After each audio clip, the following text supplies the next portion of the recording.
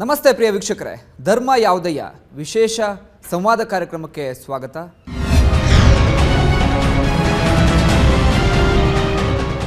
ಇವತ್ತು ಒಂದು ಅತಿ ಸೂಕ್ಷ್ಮ ವಿಚಾರ, ಧರ್ಮದ ವಿಚಾರವನ್ನು ನಮ್ಮ ಚರ್ಚೆಗೆ ಆಯ್ದುಕೊಂಡಿದ್ದೇವೆ. ಯಾಕಂದರೆ ಈಗ ಸಾಕಷ್ಟು ಚರ್ಚೆಗೆ ಕೂಡ ಈ ಧರ್ಮ ಎಂಬ ವಿಚಾರ ಕಾರಣವಾಗಿದೆ. ಆ ಕಾರಣಕ್ಕಾಗಿ ಇವತ್ತು ನಾವೊಂದು ವಿಶೇಷವಾದಂತಹ ಸಂವಾದ ಕಾರ್ಯಕ್ರಮವನ್ನು ಕೂಡ ನಡೆಸ್ತಾ ಹೋಗ್ತೇವೆ. ಇವತ್ತು ನಮ್ಮ ಜೊತೆಗೆ ವಿಶೇಷ ಅತಿಥಿ ಒಬ್ಬರಿದ್ದಾರೆ, ಮಾತಾ ಮಹಾದೇವಿ.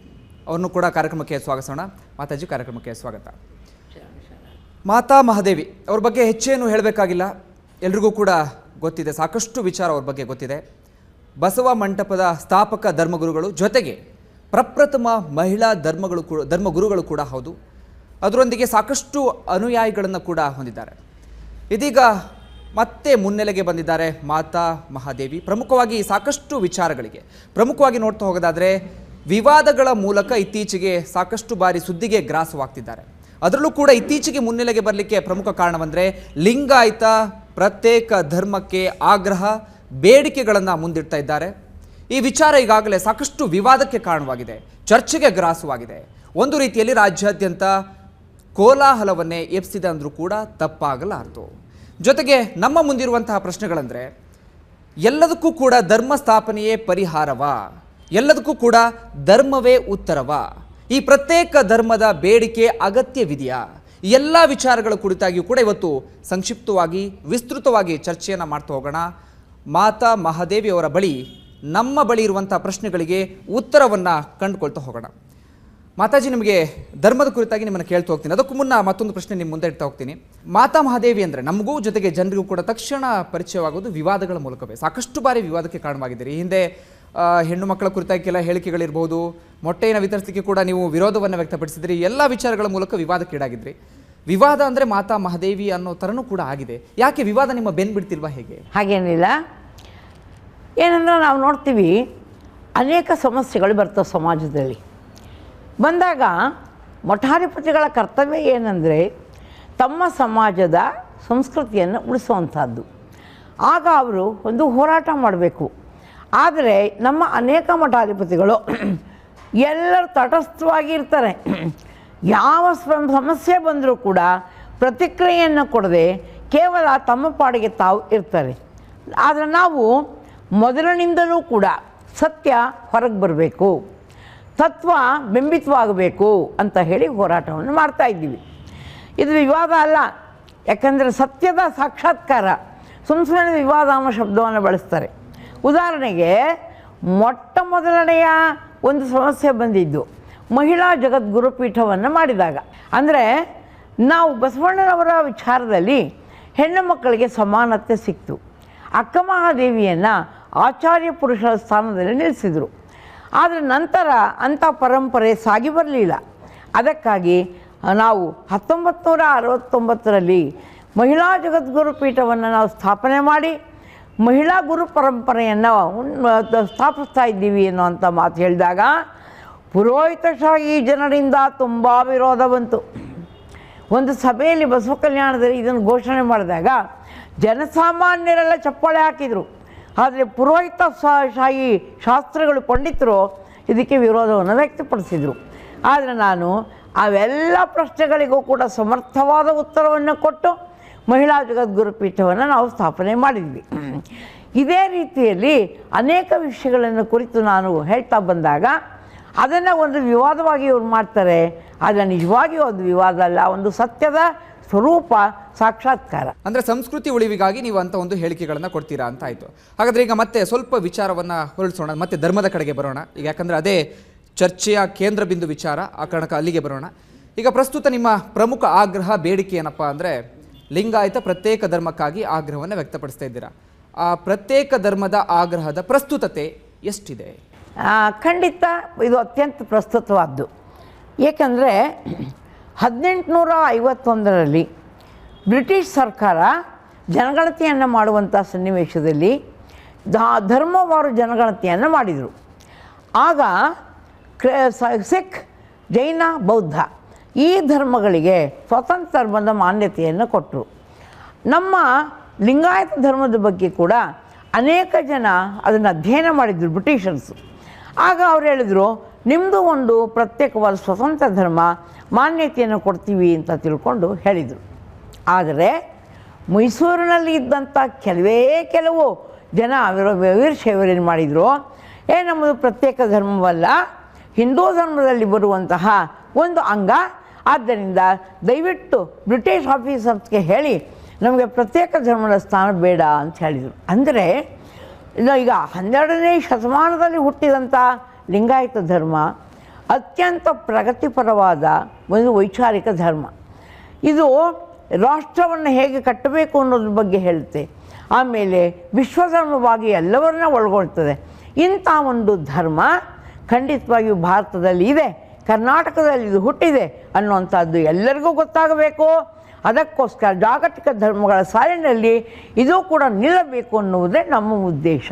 ಈಗ ಪ್ರಮುಖವಾಗಿ ನಾವು ನೋಡ್ತಾ ಹೋಗೋದಾದ್ರೆ ಭಾರತದಲ್ಲಿ ಈಗಾಗಲೇ ಸಾಕಷ್ಟು ಧರ್ಮಗಳಿದ್ದಾವೆ. ಹಿಂದೂ, ಕ್ರಿಶ್ಚಿಯನ್, ಮುಸ್ಲಿಂ, ಪಾರ್ಸಿ, ಬೌದ್ಧ, ಜೈನ ಅವೆಲ್ಲವುಗಳನ್ನು ಕೂಡ ನೋಡ್ತಾ ಹೋಗೋದಾದ್ರೆ ಪ್ರತಿಯೊಂದು ಧರ್ಮಕ್ಕೂ ಕೂಡ ಒಂದು ಧರ್ಮಗುರು, ಧರ್ಮ ಗ್ರಂಥ ಅಂತಿದೆ, ಒಂದಷ್ಟು ಪುರಾವೆಗಳಿದ್ದಾವೆ, ಒಂದು ಮೂಲ ಇದೆ. ಈಗ ಕ್ರಿಶ್ಚಿಯನ್ ಧರ್ಮವನ್ನೇ ತಗೊಳ್ಳೋದಾದ್ರೆ ಯೇಸು ಅಂತಾರೆ, ಅವ್ರಿಗೆ ತಕ್ಕಂತೆ ಬೈಬಲ್ ಅಂತ ಒಂದು ಧರ್ಮ ಗ್ರಂಥ ಇದೆ. ಮುಸ್ಲಿಮರು ಕೂಡ ಮಹಮ್ಮದ್ ಪೈಗಂಬರ್ ಇದ್ದಾರೆ, ಕುರಾನ್ ಇದೆ. ಅದೇ ರೀತಿಯಾಗಿ ನೀವೀಗ ಲಿಂಗಾಯತ ಧರ್ಮಕ್ಕೆ ಆಗ್ರಹವನ್ನು ವ್ಯಕ್ತಪಡಿಸಿದ್ದೀರಾ. ನಿಮ್ಮ ಮೂಲ ಏನು, ಇದಕ್ಕೊಂದು ಏನಿದೆ, ಒಂದು ಧರ್ಮಗುರು ಯಾರು, ಧರ್ಮ ಗ್ರಂಥ ಯಾವುದು? ವಿಶ್ವಗುರು ಬಸವಣ್ಣನವರೇ ಈ ಧರ್ಮದ ಸ್ಥಾಪಕರು. ಲಿಂಗಾಯತ ಧರ್ಮದ ಅತ್ಯಂತ ಮುಖ್ಯವಾದ ಲಾಂಛನ ಇಷ್ಟಲಿಂಗ. ಗೋಳಾಕಾರದ ಇಷ್ಟಲಿಂಗ ನಮ್ಮ ಧರ್ಮದ ಲಾಂಛನ. ಇದನ್ನು ಕಂಡುಹಿಡಿದವರು ಬಸವಣ್ಣನವರು. ಅವರಿಗೂ ಪೂರ್ವದಲ್ಲಿ ಇಷ್ಟಲಿಂಗ ಇರಲಿಲ್ಲ. ಆದ್ದರಿಂದ ಈ ಇಷ್ಟಲಿಂಗವನ್ನು ಕಂಡುಹಿಡಿದು ಇದನ್ನು ಧರಿಸಿದವರೆಲ್ಲರೂ ಕೂಡ ಸಮಾನರು. ಅವರ ಪೂರ್ವದ ಜಾತಿಯನ್ನು, ವರ್ಗವನ್ನು, ವರ್ಣವನ್ನು ಯಾವುದನ್ನು ಎಣಿಸಬಾರದು. ಅವರೆಲ್ಲರೂ ಕೂಡ ಒಂದೇ ಧರ್ಮದವರು ಅನ್ನುವಂಥ ತತ್ವವನ್ನು ಬಿಂಬಿಸಿದರು. ಆದ್ದರಿಂದ ಆದಿಗುರು, ಪೂರ್ವಾಚಾರ್ಯ, ಪ್ರಥಮಾಚಾರ್ಯ ಅಂತ ಹೇಳಿ ಬಸವಣ್ಣನವರನ್ನು ಕರೆಯಲಾಗಿದೆ. ಅವರೇ ಈ ಧರ್ಮದ ಸ್ಥಾಪಕರು. ಓಕೆ, ಈಗ ನಿಮ್ಮ ಧರ್ಮ ಗ್ರಂಥ ಪ್ರತಿಯೊಂದಕ್ಕೂ ಕೂಡ ಧರ್ಮ ಗ್ರಂಥ ಅಂತ ಇರುತ್ತೆ, ಅದನ್ನೇ ಜನ ಫಾಲೋ ಮಾಡ್ತಾ ಹೋಗ್ತಾರೆ. ಈಗ ಮುಸ್ಲಿಂ ತಗೊಂಡ್ರೆ ಕುರಾನಲ್ಲಿ ಯಾವ್ಯಾವ ಅಂಶಗಳಿದಾವೆ ಅದನ್ನು ಕೂಡ ಅವರು ಫಾಲೋ ಮಾಡ್ತಾ ಹೋಗ್ತಾರೆ. ನಿಮ್ಮಲ್ಲಿ ಯಾವುದು ಧರ್ಮ ಗ್ರಂಥ ಅಂತ ಯಾವುದಿದೆ? ವಚನ ಸಾಹಿತ್ಯ. ಓಕೆ, ನೀವೊಂದು ವಚನ ಸಾಹಿತ್ಯವನ್ನು ರಚನೆ ಮಾಡಿದ್ದೀರಾ? ಇಲ್ಲ, ಅದರಲ್ಲಿ ನಮ್ಮಲ್ಲಿ ಮುಖ್ಯವಾಗಿ 7 ಜನ ಬರ್ತಾರೆ. ಅವರಿಗೆ ಸಪ್ತಗಣಾಧೀಶ್ವರರು ಅಂತ ಕರಿತೀವಿ ನಾವು. ಒಂದು ವಿಶ್ವಗುರು ಬಸವಣ್ಣನವರು, ಅಲ್ಲಮ ಪ್ರಭುದೇವರು, ಚನ್ನಬಸವಣ್ಣನವರು, ಸಿದ್ದರಾಮೇಶ್ವರ, ಮಡಿವಾಳ ಮಾಚಿದೇವರು ಮತ್ತು ಅಕ್ಕ ಮಹಾದೇವಿ. ಈ 7 ಜನ, ಆಮೇಲೆ ಅಕ್ಕನಾಗಮ್ಮ, ಈ 7 ಜನ ನಮ್ಮ ಪಯನಿಯರ್ಸ್, ಮೂಲದರು. ಆದ್ದರಿಂದ ಇವರ ವಚನಗಳನ್ನು ಮಾತ್ರ ನಾವು ಪರಿಗಣಿಸ್ತಾ ಇದ್ದೀವಿ. ಅಂದರೆ 12ನೇ ಶತಮಾನದ ವಚನ ಸಾಹಿತ್ಯವನ್ನು ಮಾತ್ರ ನಮ್ಮ ಒಂದು ಧಾರ್ಮಿಕ ಸಾಹಿತ್ಯ ಅಂತೀವಿ. ನಂತರ ಹುಟ್ಟಿದ ವಚನಗಳಿಗೆ ನಾವು ಮಹತ್ವ ಕೊಡ್ತೀವಿ. ಇಲ್ಲೆಲ್ಲದಕ್ಕೂ ಕೂಡ ನೀವು ಬಸವಣ್ಣನವರ ಅನುಯಾಯಿ ಅಂತ ಹೇಳ್ತಿದ್ದೀರಾ. ಅವರು ಹಾಕಿಕೊಟ್ಟ ಇದ್ರ ಮೇಲೆ ನೀವು ಹೆಜ್ಜೆಯನ್ನು ಹಾಕ್ತೀರಾ ಅಂತ ಹೇಳ್ತೀರಿ. ಎಲ್ಲ ಒಂದು ಕಡೆ ಅವರ ವಚನಗಳನ್ನು ನೀವು ವಿರೂಪಗೊಳಿಸಿದ್ರಿ ಅಂತ ಆರೋಪ ಕೂಡ ಇದೆ. ಅಂಕಿತ ನಾಮವನ್ನು ಕೂಡ ಬದಲಾವಣೆ ಮಾಡಿದ್ರಿ ಅಂತ ಆರೋಪಗಳು ಕೂಡ ಇದೆ. ಜನರೇ ಹೇಳ್ತಾರೆ ನೀವು ಬಸವಣ್ಣನವರ ವಿರುದ್ಧವಾಗಿದ್ದೀರಾ ಎಂಬ ಮಾತನ್ನು ಕೂಡ ಜನ ಹೇಳ್ತಾ ಇದ್ದಾರೆ. ಏನಂದರೆ ಈ ವಚನ ಸಾಹಿತ್ಯ 12ನೇ ಶತಮಾನದ ಕಡೆಯಲ್ಲಿ ಬಸವಣ್ಣನವರು ಏನು ಮಾಡಿದರು, ಮೊದಲು ಬ್ರಾಹ್ಮಣನಾಗಿ ನಂತರ ಶರಣನಾದಂಥ ಮಧುವರ್ಸನ ಮಗಳನ್ನು ಸಮಗಾರ ಹರಳಯ್ಯನವರ ಮಗನಿಗೆ ಕೊಟ್ಟು ಮದುವೆಯನ್ನು ಮಾಡಿಸಿದರು. ಮಾಡಿಸಿದಾಗ ಸಂಪ್ರದಾಯವಾದಿಗಳು ಸಿಡಿದಿದ್ದರು. ಬಿಜ್ಜಳನಿಗೆ ಪ್ರಚೋದನೆಯನ್ನು ಮಾಡಿ ಬಸವಣ್ಣನವರಿಗೆ ಗಡೀಪಾರು ಶಿಕ್ಷೆಯನ್ನು ಕೊಟ್ಟರು. ಆಮೇಲೆ ಶರಣರನ್ನು ಕೊಲ್ಲಬೇಕು ಅನ್ನುವಂಥ ವಿಚಾರ ಮಾಡಿ ವಚನ ಸಾಹಿತ್ಯವನ್ನು ಜಾತಿವಾದಿಗಳು ನಾಶ ಮಾಡಬೇಕು ಅಂತಂದಾಗ ಶರಣರು ಆ ವಚನ ಸಾಹಿತ್ಯವನ್ನು ತೆಗೆದುಕೊಂಡು ಗುಟ್ಟಾಗಿ ಹೋಗಿ ಸಹ್ಯಾದ್ರಿಯ ಅರಣ್ಯಗಳಲ್ಲಿ ಉಳಿವಿಯ ಕಾಡಿನಲ್ಲಿ ಬಚ್ಚಿಟ್ಟರು ಸಾಹಿತ್ಯವನ್ನು. ಹೀಗಾಗಿ ವಚನ ಸಾಹಿತ್ಯ ಸಮಾಜದಿಂದ ದೂರ ಆಯಿತು. ನಂತರ 15-16ನೇ ಶತಮಾನದಲ್ಲಿ ತೋಂಟದ ಸಿದ್ಧಲಿಂಗೇಶ್ವರರು ಇಂಥವರು ಬಂದಾಗ ಮತ್ತೊಮ್ಮೆ ಅದು ತಲೆ ಎತ್ತಿತು. ತಲೆ ಎತ್ತಿ 101 ವಿರಕ್ತರು ಬಂದು ಮತ್ತೆ ಧರ್ಮ ಪ್ರಚಾರ ಮಾಡಿ ಈ ಭಾಗದಲ್ಲೆಲ್ಲ ಬಸವಣ್ಣನವರ ಧರ್ಮವನ್ನು ಹಬ್ಬಿಸಿದರು. ಮತ್ತೆ ಅದು ಗುಪ್ತಗಾಮಿನಿಯಾಗೋಯಿತು. ನಂತರ 20ನೇ ಶತಮಾನದ ಆದಿಭಾಗದಲ್ಲಿ ಪೋಗು ಹಳಕಟ್ಟಿಯವರು ಈ ವಚನಗಳನ್ನು ಮತ್ತೆ ಪರಿಷ್ಕರಿಸಿ ಹಳ್ಳಿಯ ಮನೆಗಳಲ್ಲಿ ಸಿಗ್ತಾ ಇದ್ದಂಥ ವಚನಗಳನ್ನು ನೋಡಿ ಅವ್ರಿಗೆ ಆಶ್ಚರ್ಯ ಆಗೋಯಿತು. ಅವರು ಪರಿಷ್ಕರಿಸಿ ಆ ವಚನಗಳನ್ನೆಲ್ಲ ಪ್ರಿಂಟ್ ಮಾಡಿದರು. ಈ ವಚನಗಳನ್ನು ತೆಗೆದುಕೊಂಡು ನಮ್ಮ ಗುರುಗಳಾದ ಪೂಜ್ಯ ಶ್ರೀ ಲಿಂಗಾನಂದ ಸ್ವಾಮಿಗಳು ದೇಶದಾದ್ಯಂತ ಕರ್ನಾಟಕ, ಆಂಧ್ರ, ಮಹಾರಾಷ್ಟ್ರ, ತಮಿಳುನಾಡು ಎಲ್ಲೆಡೆಯಲ್ಲಿ ಧರ್ಮ ಪ್ರಚಾರ ಮಾಡಿ ಪುನಃ ಇದರ ಪುನರುತ್ಥಾನವನ್ನು ಮಾಡಿದರು. ಹೀಗಿದ್ದಾಗ 19ನೇ ಶತಮಾನದಿಂದ ಏನಾಯಿತು ಅಂದರೆ ವಚನ ಸಾಹಿತ್ಯವನ್ನು ಕಲುಷಿತಗೊಳಿಸುವಂಥ ಕೆಲಸವನ್ನು ನಮ್ಮಲ್ಲಿ ಪುರೋಹಿತಶಾಹಿ ಜನ ಮಾಡಿದರು. ಮಾಡಿ ಕೆಲವು ತಪ್ಪು ವಿಚಾರಗಳನ್ನು ಬಸವಣ್ಣನವರಲ್ಲಿ ವಚನಗಳಲ್ಲಿ ಸೇರಿಸಿದರು. ಹೇಗೆ ಅನ್ನೋದಕ್ಕೆ ಉದಾಹರಣೆ ಕೊಡ್ತೀನಿ. ಒಂದು ವಚನ ಕರ್ನಾಟಕ ವಿಶ್ವವಿದ್ಯಾಲಯದವರು ಪ್ರಕಟಿಸಿದ್ದ ವಚನ ಏನಂದರೆ, ಯಾರ ನಡೆಯುವ ಭೂಮಿ, ಕುಡಿಯುವ ನೀರು, ಉಣ್ಣುವ ಅನ್ನ ಇವೆಲ್ಲವನ್ನು, ಆಮೇಲೆ ಮಾಡಿಕೊಂಡಂಥ ಹೆಂಡತಿ ಎಲ್ಲವನ್ನು ಮೊದಲು ಜಂಗಮನಿಗೆ ಕೊಟ್ಟು ತಾನು ಸ್ವೀಕಾರ ಮಾಡಬೇಕು ಅಂತ ಬಸವಣ್ಣವರ ಹೆಸರಿನಲ್ಲಿ ಈ ವಚನ ಬರೆದಿಟ್ಟಿದ್ದಾರೆ. ಏನ್ರಿ ಅವ್ರು ಹೇಳ್ತಾರೆ, ಇವಾಗ ಛಲ ಬೇಕು ಶರಣಂಗೆ, ಪರಧನವನು ಒಲ್ಲೆನೆಂಬ, ಪರಸತಿಯನು ಒಲ್ಲೆನೆಂಬ ಅಂತ ಹೇಳ್ತಾ ಇದ್ದಾರೆ. ವಧುರು ಪಾವಿತ್ರತೆಯನ್ನು ಕಾಪಾಡ್ಕೋಬೇಕು ಅಂತ ಬಸವಣ್ಣವ್ರು ಹೇಳಿದಾಗ ಇಂಥ ಕೆಟ್ಟ ವಚನ ಬರಲಿಕ್ಕೆ ಸಾಧ್ಯನಾ? ಇನ್ನೊಂದು ವಚನ ಬರುತ್ತೆ, ಅದರಲ್ಲಿ ಮರೆಯಲಾಗದು ಬ್ರಹ್ಮನ, ಮರೆಯಲಾಗದು ವಿಷ್ಣುವ, ಮರೆಯಲಾಗದು ರುದ್ರನ, ಏನಂದರೆ ಕೂಡಲ ಸಂಗಮ ದೇವನ ಮರೆಯಬಹುದು ಅಂತ ಬಸವಣ್ಣವ್ರ ಹೆಸರಲ್ಲಿ ಮೋಸ ಮಾಡಿ ಸೇರಿಸಿದ್ರು. ಆದರೆ ಇದು ದೊಡ್ಡ ತಪ್ಪು. ಯಾಕಂದರೆ ಎಲ್ಲ ದೇವತೆಗಳ ಉಪಾಸನೆಯನ್ನು ಖಂಡಿಸಿ ಅವನೊಬ್ಬನ್ನೇ ಪೂಜೆ ಮಾಡಬೇಕಂತ ಬಸವಣ್ಣವ್ರು ಹೇಳಿದ್ದು. ಆಗ ನಾನು ಈ ವಚನವನ್ನು ತಿದ್ದಿದ್ದೀನಿ. ಹೇಗೆ? ಮೆರೆಯಲಾಗದು ಬ್ರಹ್ಮನ, ಮೆರೆಯಲಾಗದು ವಿಷ್ಣುವ, ಮೆರೆಯಲಾಗದು ರುದ್ರನ, ಮೆರೆಯಲವುದು ನಮ್ಮ ಲಿಂಗದೇವನ ಅಂತ ಹೇಳಿ ನಾನು ಮಾಡಿದ್ದೀನಿ. ಅಂದರೆ ಬಸವಣ್ಣನವರ ವಚನಗಳನ್ನು ಶುದ್ಧೀಕರಿಸಿದ್ದೀನಿ, ಕೆಟ್ಟ ವಚನಗಳನ್ನು ಕಿತ್ತೊಗೆದಿದ್ದೀನಿ. ಅದರ ಅಂಥ ಪ್ರತಿಫಲವೇ ಬಸವ ವಚನ ದೀಪ್ತಿ ಎನ್ನುವಂಥ ಪುಸ್ತಕ. ಧರ್ಮ ಯಾವುದೆಯ ವಿಶೇಷ ಚರ್ಚಾ ಕಾರ್ಯಕ್ರಮದಲ್ಲಿ ಚಿಕ್ಕದೊಂದು ಬ್ರೇಕ್ನ ನಂತರ ಧರ್ಮ ಯಾವುದೆಯ ವಿಶೇಷ ಚರ್ಚಾ ಕಾರ್ಯಕ್ರಮಕ್ಕೆ ಮತ್ತೊಮ್ಮೆ ಸ್ವಾಗತ. ಓಕೆ, ನಿಮ್ಮಲ್ಲೇ ಸಾಕಷ್ಟು ಜನ ಪ್ರಶ್ನೆ ಮಾಡ್ತಾ ಇದ್ದಾರೆ. ನೀವು ಕೂಡ ಈಗಾಗಲೇ ಬಸವಣ್ಣನವರ ಅನುಯಾಯಿ ಅಂತ ಹೇಳ್ತಿದ್ದೀರಾ. ಆದ್ರೆ ಬಸವಣ್ಣನವರ ವಚನವನ್ನೇ ತಿದ್ಲಿಕ್ಕೆ ನೀವ್ಯಾರು ಅಂತ ಪ್ರಶ್ನೆಯನ್ನು ಕೂಡ ಮಾಡ್ತಿದ್ದಾರೆ. ಜೊತೆಗೆ ಅಂಕಿತ ನಾಮವನ್ನು ಕೂಡ ಬದಲಾವಣೆ ಮಾಡಿದ್ದಾರೆ ಕೂಡಲ ಸಂಗಮ. ನಾವು ತುಂಬಾ ದಿವಸದಿಂದ ಹೇಳ್ತಾ ಇದ್ವಿ, ನೋಡಿ ಒಂದು ಕಮಿಟಿ ಮಾಡ್ರಿ, ಸ್ಕಾಲರ್ಸ್ ಎಲ್ಲ ಸೇರಿ ಒಂದು ಕಮಿಟಿ ಮಾಡ್ರಿ, ವಚನಗಳನ್ನು ಅಶುದ್ಧ ಮಾಡಿದ್ದಾರೆ, ಕೆಡಿಸಿದ್ದಾರೆ ಕೆಲವರು, ಅವುಗಳನ್ನೆಲ್ಲ ತೆಗಿಬೇಕು, ಕ್ಲೀನ್ ಮಾಡಬೇಕು, ಯಾವಾಗಲೂ ಕೂಡ ರಾ ಪ್ರಾಡಕ್ಟ್ಸನ್ನು ಉಪಯೋಗಿಸಬಾರ್ದು ಅಂತ ನಾವು ಹೇಳ್ತಾನೇ ಇದ್ವಿ. ಯಾರೂ ಕಿವಿಗೆ ಹಾಕ್ಕೊಳ್ಳಿಲ್ಲ. ಅದೇ ತಪ್ಪು ವಚನಗಳನ್ನು ಪ್ರಿಂಟ್ ಮಾಡ್ಕೋತಾ ಬಂದರು. ಆಗ ನಾನು ಧೈರ್ಯ ಮಾಡಿ ಎಲ್ಲಿ ದೋಷ ಇತ್ತೋ ಆ ದೋಷಗಳನ್ನೆಲ್ಲ ಸರಿಪಡಿಸಿದ್ದೀನಿ. ಅದು ತಿರುಚಿದಂತೆ ಅಲ್ಲ. ಈಗ ಒಬ್ಬ ಡಾಕ್ಟರು ಆಪರೇಷನ್ ಮಾಡೋದು ಯಾತಕ್ಕೆ ಅಂದರೆ ಮೂಳೆ ಸರಿಯಾಗಲಿ ಅಂತಲೇ ಹೊರತು ಅದನ್ನು ಮುರಿದಂಗಲ್ಲ. ಆಮೇಲೆ ಸರಿ, ವಚನಾಂಕಿತವನ್ನು ನಾನು ಬದಲು ಮಾಡಿದ್ದೀನಿ. ಇದು ದೊಡ್ಡ ಸಾಹಸ, ಹೌದಾ? ಯಾಕೆ ಅಂತಂದರೆ ಗುರು ಬಸವಣ್ಣವರ ಜೀವನದಲ್ಲಿ 3 ಹಂತಗಳು ಬರ್ತಾವೆ. ಒಂದು ಪಾಲಿಥಿಯಿಸಮ್ ಅಂತೀವಿ, ಬಹುದೇವತೋಪಾಸನೆ. ಅವರು ಹುಟ್ಟಿನಿಂದ ಬ್ರಾಹ್ಮಣರು. ಅವರ ಮನೆಯಲ್ಲಿ ಎಲ್ಲ ದೇವತೆಗಳ ಪೂಜೆ ಮನೆಯಲ್ಲಿ ನಡೀತಾ ಇತ್ತು.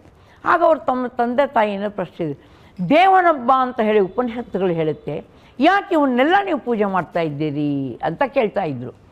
ಮುಂದೆ ಅವರು ಕ್ರಾಂತಿಕಾರಿ ವಿಚಾರಗಳನ್ನು ಮಾಡಿ ತಾಯಿ ತಂದೆಗಳನ್ನು ಬಿಟ್ಟು ಕೂಡಲ ಸಂಗಮಕ್ಕೆ ಬಂದರು. ಬಂದಾಗ ಶಿವನೊಬ್ಬನೇ ದೈವ ಅಂತ ಹೇಳಿ ಕೇವಲ ಅವರು ಮಾನೋಡಿಟಿಸಮ್ ಅಂತ ಅಂದರೆ ಏಕದೇವತಾ ಉಪಾಸಕರಾಗಿ 12 ವರ್ಷಗಳ ಕಾಲ ಸಂಗಮೇಶ್ವರನ ಪೂಜೆಯನ್ನು ಮಾಡಿದರು. 21ನೇ ವಯಸ್ಸಿನಲ್ಲಿ ಒಂದು ದಿನ ಅವರಿಗೆ ಸಾಕ್ಷಾತ್ಕಾರ ಆಯಿತು, ರಿವಿಲೇಷನ್. ಆ ಸಾಕ್ಷಾತ್ಕಾರದ ಫಲವಾಗಿ 2 ದೊಡ್ಡ ಕೊಡುಗೆಗಳನ್ನು ಅವರು ಕೊಟ್ಟು, ಏನು? ಬ್ರಹ್ಮ ವಿಷ್ಣು ಮಹೇಶ್ವರ ಈ ದೇವತೆಗಳನ್ನು ಮೀರಿದಂಥ ಶಕ್ತಿ ಪರಮಾತ್ಮ. ಆ ಪರಮಾತ್ಮನ ಹೆಸರು ಲಿಂಗದೇವ. ಯಾಕೆ ಅಂದರೆ ಲೀಯತೆ ಗಮ್ಯತೆ ಯತ್ರ ಏನ ಸರ್ವಂ ಸಚರಾಚರಂ ತದತಲ್ಲಿಂಗಮಿತ್ಯುಕ್ತಂ ಲಿಂಗ ತತ್ಪರಾಹಿಣಹಿ. ಯಾವುದರಿಂದ ಈ ಸಮಸ್ತ ಸೃಷ್ಟಿಯೆಲ್ಲ ಹೊರಹೊಮ್ಮಿದೆಯೋ, ಎಲ್ಲಿ ಇಲೆಯಾಡ್ತದೆಯೋ, ಎಲ್ಲಿ ಅದು ಅಡಗುತ್ತದೆಯೋ ಆ ಮೂಲ ಚೈತನ್ಯವೇ ಲಿಂಗ. ಈಗ ಜನ ನೀವು ಅಂಕಿತನಾಮವನ್ನು ಬದಲಾವಣೆ ಮಾಡಲಿಕ್ಕೆ ಕೊಡ್ತಿರುವಂಥ ಕಾರಣ ಅಂದರೆ ನಿಮ್ಮ ಗುರುಗಳ ಹೆಸರನ್ನು ಅಂಕಿತನಾಮದಲ್ಲಿ ನೀವು ಹಾಕಿದ್ದೀರಾ ಅಂತ ಜನರ ಪ್ರಶ್ನೆ. ನಮ್ಮ ಪೂಜ್ಯ ಗುರುಗಳ ಹೆಸರು ಲಿಂಗಾನಂದ ಸ್ವಾಮೀಜಿ, ಲಿಂಗದೇವ ಅಲ್ಲ, ಲಿಂಗಾನಂದ ಸ್ವಾಮೀಜಿ. ನಾನು ಕೊಟ್ಟಿರೋದು ಲಿಂಗದೇವ. ಬಸವಣ್ಣನವರ ವಚನಗಳಲ್ಲಿಯೇ 9 ಕಡೆ ಪ್ರಸ್ತಾಪವಾಗಿರುವಂಥ ಪದ ಲಿಂಗದೇವ ಶರಣರ ವಚನಗಳಲ್ಲಿ. ಯಾಕಂದರೆ ಲಿಂಗಾಯತ ಧರ್ಮದ ದೇವರು ಲಿಂಗದೇವರು. ಅಂಥ ಲಿಂಗದೇವರನ್ನು ಇಷ್ಟಲಿಂಗ ರೂಪದಲ್ಲಿ ಪೂಜೆ ಮಾಡಲಿಕ್ಕೆ ಕೊಟ್ಟರು. ಆದ್ದರಿಂದ ನಾವು ಕಟ್ಟಿಕೊಂಡಿರುವಂಥ ಲಿಂಗ ಇದು ಲಿಂಗದೇವರು. ಅದಕ್ಕಾಗಿ ಬಸವಣ್ಣನವರು ಸಾಕ್ಷಾತ್ಕಾರದ ನಂತರ ಪೂಜೆ ಮಾಡಲಿಕ್ಕೆ ಹೇಳಿದ್ದು ಕೂಡಲ ಸಂಗಮ ದೇವನನ್ನಲ್ಲ, ಲಿಂಗದೇವನನ್ನು. ಅದಕ್ಕಾಗಿ ಸಾಕ್ಷಾತ್ಕಾರದ ಪೂರ್ವದ ವಚನಗಳಿದೆಯಲ್ಲ, ಅಲ್ಲಿ ಕೂಡಲ ಸಂಗಮ ದೇವ ಹಾಗೆ ಇಟ್ಟಿದ್ದೀನಿ. ಈಗ ನೀವು ಏನು ವಚನಗಳನ್ನು ಒಂದಷ್ಟು ತಿರುಚಿದ್ರಿ, ಜೊತೆಗೆ ಅಂಕಿತ ನಾಮವನ್ನು ಕೂಡ ಬದಲಾವಣೆ ಮಾಡಿದ್ರಿ. ಇದೆಲ್ಲವೂ ಕೂಡ ನೀವು ಸರಿ ಅಂತ ಹೇಳಿ ನೀವು ನಿಮ್ಮನ್ನ ಸಮರ್ಥಿಸ್ಕೊಳ್ತಾ ಇದ್ದೀರಾ. ಎಲ್ಲವೂ ಸರಿ ಆಗಿದ್ರೆ ನಿಮಗೆ ಹಿಂದೆ ಸಾಕಷ್ಟು ಜನ ಅನುಯಾಯಿಗಳಿದ್ರು.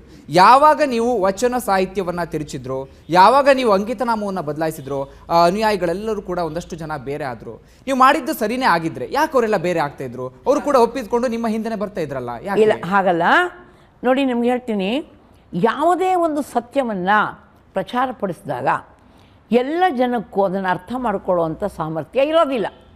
ಹಾಗೆ ಅನೇಕರಿಗೆ ಏನು ಮಾಡಿದರು, ಅದರಲ್ಲಿ ಕೆಲವರು ನಮ್ಮ ಮೇಲೆ ವೈಯಕ್ತಿಕವಾದಂಥ ದ್ವೇಷ ಮತ್ಸರ ಇರುವಂಥವರು ದೊಡ್ಡ ಹುಯಿಲೆಬ್ಬಿಸಿದರು.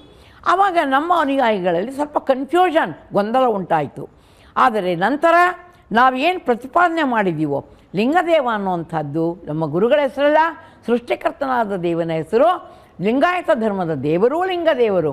ಆದ್ದರಿಂದ ನಾವು ಲಿಂಗದೇವರ ಪೂಜಕರಾದ ಕಾರಣ ಬಸವಣ್ಣನವರು ಇದನ್ನು ಪೂಜೆ ಮಾಡೋಕ್ಕೆ ಹೇಳಿದ್ದಾರೆ ಹೊರತು ಕೂಡಲ ಸಂಗಮ ದೇವನನ್ನಲ್ಲ. ಹಾಗಾದರೆ ನೀವು ಮಾಡಿದ್ದೆಲ್ಲವನ್ನು ಕೂಡ ಸರಿ ಅಂತ ಹೇಳಿ ಸರಿ. ಆದ್ದರಿಂದ ಇದನ್ನು ಅರ್ಥ ಮಾಡಿಕೊಂಡು ಈಗ ಪುನಃ ಜನ ಬರ್ತಾ ಇದ್ದಾರೆ. ಓಕೆ. ಆದರೆ ಈಗ ಮತ್ತೊಂದು ಪ್ರಶ್ನೆ, ನಾನೀಗ ಸ್ವಲ್ಪ ವಿಚಾರ ಹೊರಡ್ತೇನೆ. ಈಗ ವೀರಶೈವ ಮತ್ತು ಲಿಂಗಾಯತಕ್ಕೆ ಬರ್ತೀನಿ. ಈ ಹಿಂದೆ ನೀವು ಯಾವಾಗ ಲಿಂಗಾಯತ ಪ್ರತ್ಯೇಕ ಧರ್ಮಕ್ಕೆ ಆಗ್ರಹವನ್ನು ವ್ಯಕ್ತಪಡಿಸಿರ್ಲಿಲ್ವೋ, ಆ ವಿಚಾರವನ್ನು ಮುನ್ನೆಲೆಗೆ ತಂದಿರಲಿಲ್ವೋ, ಅಲ್ಲಿವರೆಗೂ ಕೂಡ ವೀರಶೈವ ಲಿಂಗಾಯತ ನಡುವೆ ಯಾವುದೇ ಭಿನ್ನಮತ ಇರಲಿಲ್ಲ. ಆದರೆ ನೀವು ಯಾವಾಗ ಲಿಂಗಾಯತ ಪ್ರತ್ಯೇಕ ಧರ್ಮ ಬೇಕು ಅಂದ್ರೋ, ವೀರಶೈವ ಮತ್ತು ಲಿಂಗಾಯತ ನಡುವೆ ಒಂದು ಕಂದಕವನ್ನು ಸೃಷ್ಟಿ ಮಾಡಿದ್ರಿ, ನೀವೇ ಅವ್ರನ್ನೆಲ್ಲರೂ ಕೂಡ ಬೇರೆ ಮಾಡಿದ್ರಿ ಅಂತ ಕೂಡ ಆರೋಪ ಇದೆ. ಇಲ್ಲ, ನಾವು ಬೇರೆ ಮಾಡಲ್ಲ. ಮತ್ತು ನಾವೇನು ಹೇಳ್ತಿದ್ದೀವಿ ಅಂತಂದರೆ, ನೋಡಿ, ಕರ್ನಾಟಕದಲ್ಲಿ ಇರುವವರೆಲ್ಲರೂ ಅಂದರೆ ಇಷ್ಟಲಿಂಗವನ್ನು ಕಟ್ಟಿಕೊಂಡು ಪೂಜೆ ಮಾಡುವವರೆಲ್ಲರೂ ಅವರು ಲಿಂಗಾಯತರೇ ವಿನಃ ವೀರಶೈವರಲ್ಲ. ಆದ್ದರಿಂದ ಇವರೇನು ವೀರಶೈವ ಅಂತ ಬರ್ಕೋತಾ ಇದ್ದಾರೋ, ನೀವು ವೀರಶೈವ ಅನ್ಕೋಬೇಡಿ, ಆ ಸ್ಟಿಕ್ಕರ್ ತೆಗೆದು ಹಾಕ್ರಿ, ನೀವು ನಿಜವಾಗಿಯೂ ಲಿಂಗಾಯತರು. ಆದರೆ ವೀರಶೈವ ಅನ್ನೋದು ತಪ್ಪು ರೀತಿಯಲ್ಲಿ ಬಂದಿರೋ ಹಿಂದಿನಿಂದಲೂ ಕೂಡ ವೀರಶೈವ ಲಿಂಗಾಯತ ಅಂತಾನೆ ಇರೋದು. ಹಾಗಾದ್ರೆ ಏನು ವೀರಶೈವ ಅಂದ್ರೆ ಏನು? ನೀವು ದಿಢೀರ್ ಈಗ ಹೇಳಿಬಿಟ್ರೆ ವೀರಶೈವ ಅನ್ನೋರು ಯಾರು ಕೂಡ ಇಲ್ಲ, ಎಲ್ಲರೂ ಲಿಂಗಾಯತರು ಅಂತ ದಿಢೀರ್ ಹೇಳಿಬಿಟ್ರೆ ಹೇಗೆ? ಹೌದು, ಇರೋದು ಹಾಗೆ. ಹಾಗೆ ನಿಜವಾದ ವೀರಶೈವರು ಎಲ್ಲಿದ್ದಾರೆ ಅಂದರೆ ಕೇರಳದಲ್ಲಿದ್ದಾರೆ, ತಮಿಳುನಾಡಿನ ಕೆಲವು ಭಾಗದಲ್ಲಿದ್ದಾರೆ, ಪಾಂಡಿಚೇರಿಯಲ್ಲಿದ್ದಾರೆ, ಆಮೇಲೆ ಆಂಧ್ರದ ಕೆಲವು ಭಾಗದಲ್ಲಿದ್ದಾರೆ. ಕರ್ನಾಟಕದಲ್ಲಿ ವೀರಶೈವರು ಇಲ್ವೇ ಇಲ್ಲ. ಯಾರು ವೀರಶೈವರು ಯಾರು? ನಿಮ್ಗೆ ಅವ್ರಿಗೆ ಏನು ಡಿಫ್ರೆನ್ಸ್? ಡಿಫ್ರೆನ್ಸ್ ಏನಿದೆ ಅಂದರೆ, ನಾವು ವೀರಶೈವಿಸಮ್ ಏನು ಅನ್ನೋದನ್ನು ಅಧ್ಯಯನ ಮಾಡಬೇಕಾದ್ರೆ ಕೇರಳ ತಮಿಳುನಾಡಿನಲ್ಲಿ ನೋಡಬೇಕು. ಅವರು ಶಿವನ ಆರಾಧಕರು, ನಾವು ಲಿಂಗಾಯತರು ದೇವರ ಪೂಜಕರು. ನಾವು ಶಿವನ ಆರಾಧಕರಲ್ಲ, ದೇವರ ಪೂಜಕರು. ಇವತ್ತು ಕೇರಳದಲ್ಲಿ ಇರುವಂತಹ ಎಲ್ಲ ವೀರಶೈವರು 7 ಪಂಗಡ ಇದೆ. ಅದರಲ್ಲಿ 3 ಜನ ಮಾತ್ರ ಸಸ್ಯಾಹಾರಿಗಳು, 4 ಜನ ಮಾಂಸಾಹಾರಿಗಳು. ನಾವು ಕರ್ನಾಟಕದಲ್ಲಿರುವ ಲಿಂಗಾಯತರು ಅಥವಾ ಮಹಾರಾಷ್ಟ್ರ ಲಿಂಗಾಯತರು ಶುದ್ಧ ಸಸ್ಯಾಹಾರಿಗಳ. ಆದ್ದರಿಂದ ಆಹಾರದಲ್ಲೂ ಕೂಡ ವ್ಯತ್ಯಾಸ. ಇದೊಂದು ದೊಡ್ಡ ಸತ್ಯವನ್ನು ನಾನು ಕಂಡಿಡಿದಿದ್ದೇನೆ. ಈಗಾಗಲೇ 20 ವರ್ಷ ಆಯ್ತಿದ್ದು. ಒಂದು ಸಲ ಪಾಂಡಿಚೇರಿಗೆ ಹೋಗಬೇಕು ಅಂತ ಹೇಳಿ ವಿಚಾರ ಮಾಡಿದಾಗ ಡಾಕ್ಟರ್ ಬಿ ಡಿ ಜತ್ತಿಯವರು ಬಂದಿದ್ದರು. ಲೆಫ್ಟಿನೆಂಟ್ ಗವರ್ನರ್ ಆಗಿದ್ದರು ಪಾಂಡಿಚೇರಿಗೆ. ಆಮೇಲೆ ಇಲ್ಲಿ ಬಂದಿದ್ದರು. ಆವಾಗ ಅವ್ರ ಹತ್ರ ಹೋಗಿ ಆಶ್ರಮಕ್ಕೆ ಒಂದು ಲೆಟರ್ ಕೊಡಿ ನೀವು ಅಂತ ಮಾತಾಡೋಕ್ಕೆ ಹೋದ್ವಿ. ಆಗ ಅವರು ಒಂದು ಲೆಟರ್ ಕೊಟ್ಟರು ಅರವಿಂದ ಆಶ್ರಮಕ್ಕೆ. ನಂತರ ಏನು ಹೇಳಿದರು, ನೋಡಿ ಮಾತಾಜಿ, ಅಲ್ಲೊಂದು ಇಂಟ್ರೆಸ್ಟಿಂಗ್ ವಿಷಯ ಇದೆ ಅಂತಂದರು. ಏನಂದರೆ, ವೀರಶೈವ ಮಠ ಇದೆ, ಆದ್ದರಿಂದ ನೀವು ಹೋಗಿ ಬನ್ನಿ ಅಂದರು. ನಾವು ಪಾಂಡಿಚೇರಿಯಲ್ಲಿ ಹೋಗಿ ಹುಡುಕಿದ್ವಿ ಆ ಮಠನ. ನೋಡಿದಾಗ ಆ ಸ್ವಾಮೀಜಿನ ಸಂಪೂರ್ಣ ಬೇರೆ ಅನ್ನೋದು ಆವತ್ತು ನಮ್ಮ ತಲೆಗೆ ಫ್ಲ್ಯಾಶ್ ಆಯಿತು. ಆದರೆ ನೀವು ಈ ರೀತಿಯಾಗಿ ವಾದವನ್ನು ಮಂಡಿಸ್ತಿದ್ದೀರ. ಬಟ್ ಪ್ರತಿಯೊಬ್ಬರು ಕೂಡ ಹೇಳುವಂಥದ್ದು ವೀರಶೈವ ಲಿಂಗಾಯತರೇ, ವೀರಶೈವರು ಲಿಂಗಾಯತರು ಮತ್ತು ಬೇರೆ ಬೇರೆ ಅಲ್ಲ ಅಂತ ಒಂದು ಮಾತು ಹೇಳ್ತಿದ್ದಾರೆ. ಜೊತೆಗೆ ರಾಜ್ಯ ಸರ್ಕಾರ ಕೂಡ ಈಗ ಶಿಫಾರಸು ಮಾಡಲಿಕ್ಕೆ ಹೊರಟಿರುವಂಥದ್ದು ಕೇಂದ್ರಕ್ಕೆ ವೀರಶೈವ ಲಿಂಗಾಯತರು ಅಂತೇಳಿ. ಆದರೆ ನೀವು ಒಬ್ಬರು ಮಾತ್ರ ವಾದ ಮಾಡ್ತಿದ್ದೀರಾ, ವೀರಶೈವರು ಯಾರೂ ಕೂಡ ಇಲ್ಲ ಅಂತೇಳಿ ನೀವು ಒಬ್ಬರು ಮಾತ್ರ ವಾದ ಮಾಡ್ತಿದ್ದೀರಾ. ಯಾವ ಮಠಾಧೀಶರು ಕೂಡ ನಿಮಗೆ ಬೆಂಬಲವನ್ನು ಕೊಡ್ತಾ ಇದ್ದಾರೆ, ಬೆಂಬಲ ಕೊಡ್ತಾ ಇದ್ದಾರೆ. ಈಗ ಗದಗಿನ ಜಗದ್ಗುರುಗಳು ಈ ವಿಚಾರಕ್ಕೆ ಪೂರ್ತಿ ಬದ್ಧರಾಗಿದ್ದಾರೆ. ಆಮೇಲೆ ಕೂಡಲ ಸಂಗಮದ ಪಂಚಮಸಾಲೆ ಪೀಠದ ಜಯಮೃತ್ಯುಂಜಯ ಸ್ವಾಮಿ, ಬಸವ ಜಯಮೃತ್ಯುಂಜಯ ಸ್ವಾಮಿಗಳು ಇದಕ್ಕೆ ಬದ್ಧರಾಗಿದ್ದಾರೆ. ಆಮೇಲೆ ಬೆಳಗಾವಿಯ ನಾಗನೂರು ಸ್ವಾಮಿಗಳು, ದೊಡ್ಡ ಇವರೆಲ್ಲ ಅವರು ಇದಕ್ಕೆ ಬದ್ಧರಾಗಿದ್ದಾರೆ. ಭಾಲ್ಕಿಯ ಪಟ್ಟದ್ದೇವರು ಬದ್ಧರಾಗಿದ್ದಾರೆ. ಹೀಗೆ ಬಹಳ ಜನ, ಯಾಕಂದರೆ ವಿರಕ್ತರು ಸಾಮಾನ್ಯವಾಗಿ ಈ ತತ್ವವನ್ನು ಒಪ್ತಾರೆ, ವಿರಕ್ತ ಸಂಪ್ರದಾಯದವರು. ಈ ಗುರುವರ್ಗದವರು ಅಂತ ಏನು ಪಂಚಪೀಠದವರು ಇದ್ದಾರಲ್ಲ, ಅವರು ಒಪ್ಪೋದಿಲ್ಲ ಅಷ್ಟೇ. ಅವರು ಬಸವಣ್ಣವರಿಗೆ ಗೌರವವನ್ನು ಕೊಡೋದಿಲ್ಲ.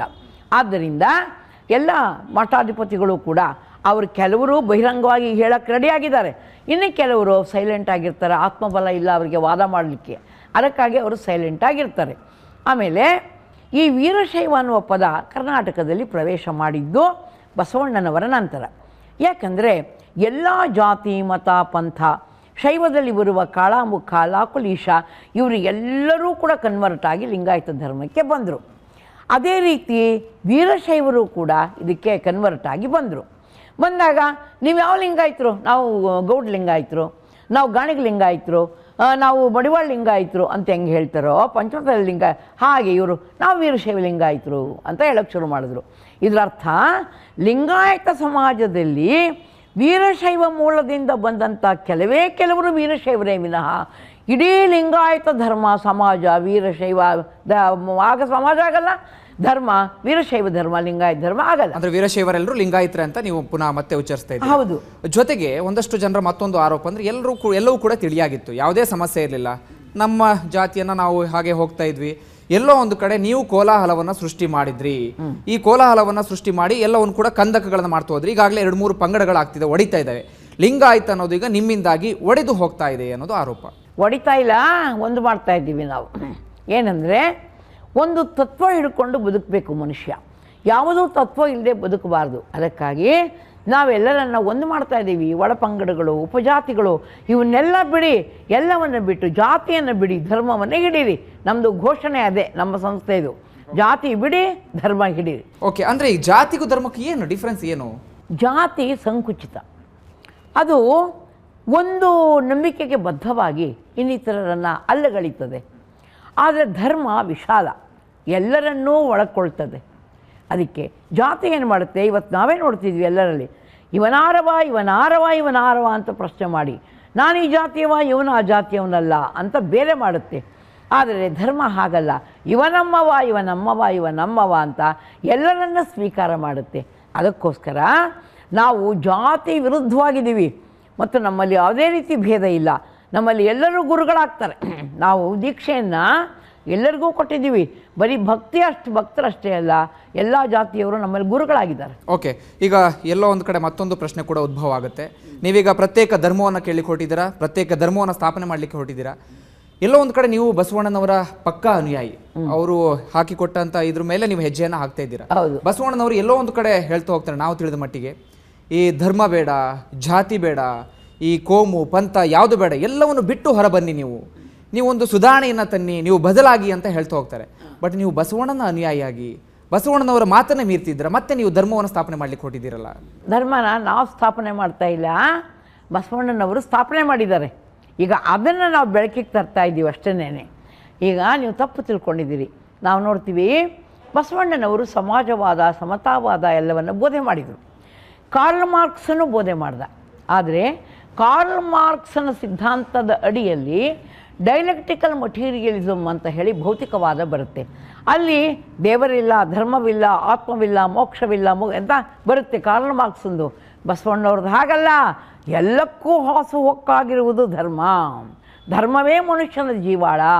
ಆದ್ದರಿಂದ ಪ್ರತಿಯೊಬ್ಬರೂ ಜಗತ್ತಿನಲ್ಲಿ ಧರ್ಮವಂತರಾಗಬೇಕು, ದೇವರ ಅನುಗ್ರಹ ಪಡೆಯಬೇಕು ಅನ್ನೋದೇ ಬಸವಣ್ಣನ ಹೋರಾಟ. ಎಸ್ ಪ್ರಿಯ ವೀಕ್ಷಕರೇ, ಮಾತಾ ಮಹಾದೇವಿಯವರ ಅಂತರಾಳವನ್ನು ಸ್ವಲ್ಪ ಮಟ್ಟಿಗೆ ಕೆದಕುವಂಥ ಪ್ರಯತ್ನವನ್ನು ಮಾಡ್ತಿದ್ದೇವೆ. ಅವರು ಕೂಡ ನಮ್ಮೊಂದಿಗೆ ಸಾಕಷ್ಟು ಮುಕ್ತವಾಗಿ ತಮ್ಮ ಅನಿಸಿಕೆಗಳನ್ನು ಕೂಡ ಹಂಚ್ಕೊಳ್ತಿದ್ದಾರೆ. ಈಗ ನೆಕ್ಸ್ಟ್ ಹಾಗೆ ಕೇಳ್ತಾ ಹೋಗೋಣ, ಎಲ್ಲದಕ್ಕೂ ಕೂಡ ಧರ್ಮವೇ ಪರಿಹಾರವ ಅಂತಲೂ ಕೂಡ ನಮ್ಮ ಬಳಿ ಇರುವಂಥ ಪ್ರಶ್ನೆಗೆ ಅವರಿಂದ ಉತ್ತರವನ್ನು ಪಡೆಯೋಣ. ಅದಕ್ಕೂ ಮುನ್ನ ಟೇಕ್ ಎ ಸ್ಮಾಲ್ ಬ್ರೇಕ್. ವಿರಾಮದ ನಂತರ ಧರ್ಮ ಯಾವುದೆಯ ವಿಶೇಷ 1-to-1 ಸಂವಾದ ಕಾರ್ಯಕ್ರಮಕ್ಕೆ ಮತ್ತೊಮ್ಮೆ ಸ್ವಾಗತ. ಈಗಾಗಲೇ ಮಾತಾ ಮಹಾದೇವಿ ಅವರು ಸಾಕಷ್ಟು ವಿಚಾರಗಳನ್ನು ಕೂಡ ಹೇಳ್ತಾ ಹೋಗ್ತಿದ್ರು. ನಮ್ಮ ಬಳಿಯೂ ಕೂಡ ಇನ್ನು ಸಾಕಷ್ಟು ಪ್ರಶ್ನೆಗಳಿವೆ, ಅವರ ಬಳಿ ಉತ್ತರವನ್ನು ಪಡೆಯೋಣ. ಮಾತಾಜಿ, ಈಗಾಗಲೇ ನೋಡ್ತಾ ಹೋಗೋದಾದರೆ ಲಿಂಗಾಯತ ಹಿಂದೂ ಧರ್ಮದಲ್ಲಿ ಇದ್ದಂತಹ ಒಂದು ಜಾತಿ, ಹಿಂದಿನಿಂದಲೂ ಕೂಡ ಎಲ್ಲರೂ ಕೂಡ ಹಿಂದೂ ಧರ್ಮದಲ್ಲೇ ಇತ್ತು, ಹಿಂದೂ ಧರ್ಮವನ್ನೇ ಕೂಡ ಫಾಲೋ ಮಾಡ್ಕೊಂಡು ಬರ್ತಿದ್ರು. ಆದರೆ ನೀವು ಯಾಕೆ ದಿಢೀರ್ ಅಂತೇಳಿ ನೀವು ಸ್ವಾತಂತ್ರ್ಯವನ್ನು ಬಯಸಿದ್ದು, ಪ್ರತ್ಯೇಕವನ್ನು ಬಯಸಿದ್ದು ಯಾಕೆ? ಹಿಂದೂ ಧರ್ಮದಲ್ಲಿ ಅಂಥ ಏನು ಕಂಡ್ರಿ, ನೆಗೆಟಿವ್ ಅಂಶಗಳನ್ನು ಏನು ಕಂಡ್ರಿ ನೀವು? ಒಂದನೇದಾಗಿ ನಮ್ಮ ಜನಗಳಿಗೆ ಒಂದು ರೀತಿಯಿಂದ ಅಜ್ಞಾನ ಇದ್ದಿದ್ದರಿಂದ ಇದು ಹಿಂದೂ ಧರ್ಮದೊಳಗೆ ಬರುವಂಥ ಒಂದು ಜಾತಿ ಅನ್ನುವಂಥ ತಪ್ಪು ಕಲ್ಪನೆಗೆ ಒಳಗಾದರು ಎಲ್ಲರೂ. ಆದರೆ ಕೆಲವರು MR ಸಾಖರೆಯವರು, SS ಬಸವನಾಳರು ಮುಂತಾದಂಥ ವಿದ್ವಾಂಸರು ಈ ಬಗ್ಗೆ ವಿಚಾರ ಮಾಡ್ತಾನೇ ಇದ್ದರು.